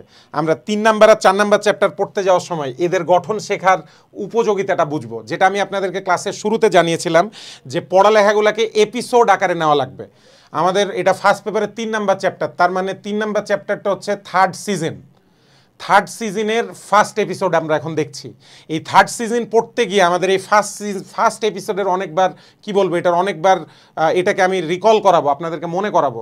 সেম ওয়েতে ফোর্থ সিজন যখন পড়াবো আপনাদেরকে, মানে 4 নাম্বার চ্যাপ্টার যখন পড়াবো, তখন এই জিনিসকে আবার আমি রিকল করাবো, আগে থেকে ডেকে আনবো যে ওই এপিসোডে আমি আপনাদেরকে পড়িয়েছিলাম। তখন আপনারা ভিডিওটার মধ্যে গিয়ে এই জিনিসটা দেখে নিতে পারবেন। তো এই পড়ালেখাকে এইভাবে নিতে হবে। এনিহাউ, প্রথমে আগের মতোই ফসফরাসকে মাঝখানে বসান, কিন্তু এবার 3 দিকে 3টা অক্সিজেন বসালেও 3টা হাইড্রোজেনকে অক্সিজেনের সাথে বসাবেন না, একটা হাইড্রোজেনকে বসাবেন ফসফরাসের সাথে। এই গঠনটা ভিন্ন, এই গঠনটা অন্যান্যদের চেয়ে ভিন্ন। এখানে 3টা হাইড্রোজেন একইভাবে বসে না, 2টা হাইড্রোজেন অক্সিজেনের সাথে বসে আর একটা হাইড্রোজেন বসে হচ্ছে ফসফরাসের সাথে। তাহলে এই বন্ধনগুলো যদি পূরণ করি, single bond single bond single bond single bond, এটাও সিঙ্গেল বন্ড, এটা হয়ে যাচ্ছে ডাবল বন্ড। তাহলে H3PO3 যে অ্যাসিডটা, সেটার একটা হাইড্রোজেন ফসফরাসের সাথে যুক্ত থাকতেছে, ঠিক আছে। লাস্টলি H3PO3 PO2, এটার ক্ষেত্রেও ফসফরাসটাকে একে 2 দিকে 2টা অক্সিজেন দিবেন, দেওয়ার পর 2টা হাইড্রোজেনকে ডিরেক্ট ফসফরাসের সাথে অ্যাড করবেন, আর বাকি একটা হাইড্রোজেনকে অ্যাড করবেন অক্সিজেনের সাথে। তাহলে এদিকে হচ্ছে একটা হাইড্রোজেন, এদিকে একটা হাইড্রোজেন, এদিকে ডাবল বন্ড, এই দিককারগুলো হচ্ছে সিঙ্গেল বন্ড। সো এই দিক দিয়ে ডিফারেন্ট, এই দিক দিয়ে আমাদের এই দুইটা যৌগ একটু নর্মাল অ্যাসিডগুলোর চেয়ে আলাদা, ঠিক আছে। নর্মাল অ্যাসিডগুলোর চেয়ে আলাদা হোক, আমরা পারছি, আই হোপ সব বুঝতে পারছি। এটা একটু ব্যতিক্রমী মনে রাখবেন, ফসফোনিক অ্যাসিড আর ফসফরাস অ্যাসিড, ভালো কথা। এরপরে আর খুবই অল্প টাইম আছে ক্লাসের, আমরা যদি জৈব যৌগের অ্যাসিডগুলোর গাঠনিক সংকেত আঁকতে চাই, ফর এক্সাম্পল HCOOH, সেম নিয়ম ফলো করতে পারি আমরা। HCOOH সেম নিয়ম ফলো করতে পারি। কেমনে? কার্বনকে মধ্যখানে আঁকলাম, কার্বন হচ্ছে আমাদের কেন্দ্রীয় পরমাণু, অক্সিজেনগুলোকে আঁকবেন কার্বনের সাথে, অক্সিজেনগুলা কার্বনের সাথে, আর হাইড্রোজেনকে নিচে না আঁকি, পাশে আঁকি, আর হাইড্রোজেনকে আঁকবো অক্সিজেনের সাথে। এখানকার 2টা হাইড্রোজেনই না, একদিকের হাইড্রোজেন আর কি। তাহলে এই হাইড্রোজেনটা কার্বনের সাথে যুক্ত আছে, কোনো ঝামেলা নাই, COOH, এই যে এরকম। এটার গঠনটাও একটু ব্যতিক্রমী বলতে হবে, কারণ একটা হাইড্রোজেন অক্সিজেনের সাথে না থেকে কার্বনের সাথে আছে। রিজনিংটা কি? রিজনিংটা হচ্ছে এই যে এই অংশটা যদি আপনারা খেয়াল করেন, কোন অংশটা, এই যে এই পার্টটুকু যদি খেয়াল করেন, এটা হচ্ছে কার্বক্সিলিক অ্যাসিড মূলকের গাঠনিক সংকেত। কার্বক্সিলিক অ্যাসিড মূলকের গাঠনিক সংকেত মানে বন্ড COOH। এই যে ক্লাস 9-10 যে আমরা কার্বক্সিলিক অ্যাসিডের যে মূলক শিখছি, ওইক অ্যাসিড, এই মূলকটার গঠন হচ্ছে এমন। বুঝতে পারছি আশা করি। এই কারণে ইথানোইক অ্যাসিড আঁকতে গেলেও সেম প্যারামিটার আমরা ইউজ করব। যেমন ধরেন ইথানোইক অ্যাসিড কি, CH3COOH, CH3COOH। এখানে কার্বন কয়টা আছে আগে আইডেন্টিফাই করেন, 2টা। তার মানে কেন্দ্রীয় পরমাণু 2টা, আগে 2টা কার্বন এঁকে ফেলবো, ঠিক আছে। এবার কার্বনগুলোর মধ্যে হবে সিঙ্গেল বন্ড, আর ওই কার্বনটার 2 পাশে 2টা অক্সিজেন, ওই অক্সিজেনের পাশে একটা হাইড্রোজেন, বাকি কার্বনের 3 পাশে 3টা হাইড্রোজেন। এগুলো কিন্তু আলাদা, এগুলো অ্যাসিড অংশের না, এগুলো অ্যাসিড অংশ না, এগুলো নর্মাল। এখানে এই যে অক্সিজেনের সাথে ডাবল বন্ড, এখানে সিঙ্গেল বন্ড, এই যে এটা হচ্ছে ইথানোইক অ্যাসিডের গঠন। So this is ethanoic acid. Not only that, আমরা যদি অক্সালিক অ্যাসিড আঁকি, oxalic acid that is H2C2O4, যেটাকে অনেকেই হুক্কু নামে চেনেন, HOOCCOOH, হুক্কু। এটারও গঠন সেম ভাবে আপনারা আঁকতে পারবেন। কিভাবে? আগে 2টা কার্বন নিয়ে নেন ওপর নিচ বরাবর, এবার এই কার্বনের সাথে অক্সিজেন, অক্সিজেন, হাইড্রোজেন, এই কার্বনের সাথে অক্সিজেন, অক্সিজেন, হাইড্রোজেন, আর কার্বনগুলোর মধ্যে সিঙ্গেল বন্ড। কার্বন আর সিঙ্গেল অক্সিজেনটার সাথে ডাবল বন্ড, পাশে single bond, single bond, single bond, single bond. এটা হচ্ছে হুক্কু বা অক্সালিক অ্যাসিডের গঠন। Oxalic acid, this is oxalic acid.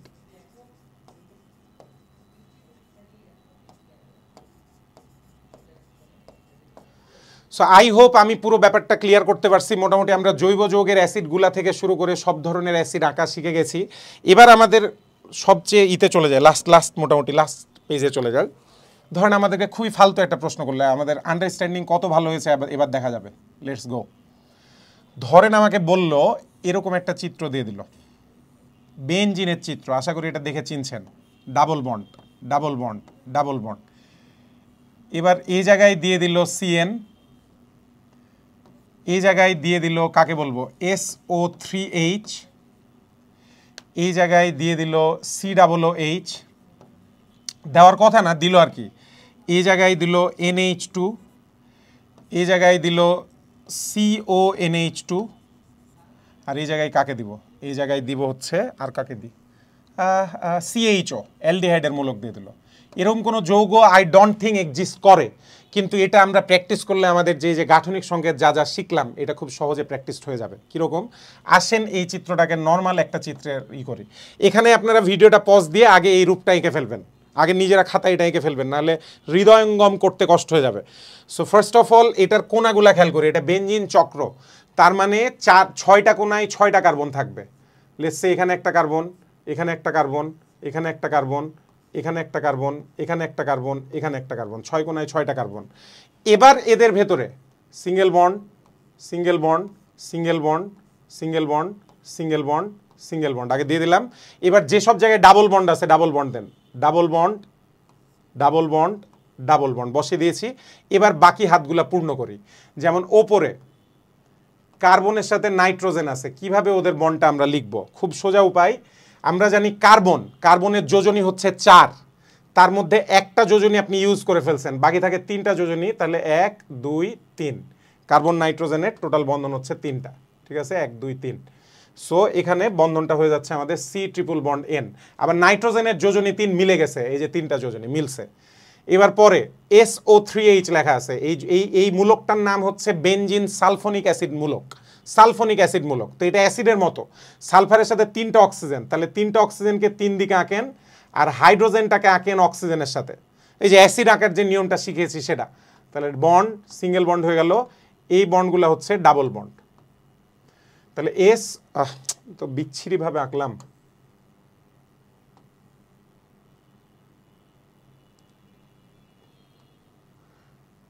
এদিকে ডাবল বন্ডেড অক্সিজেন,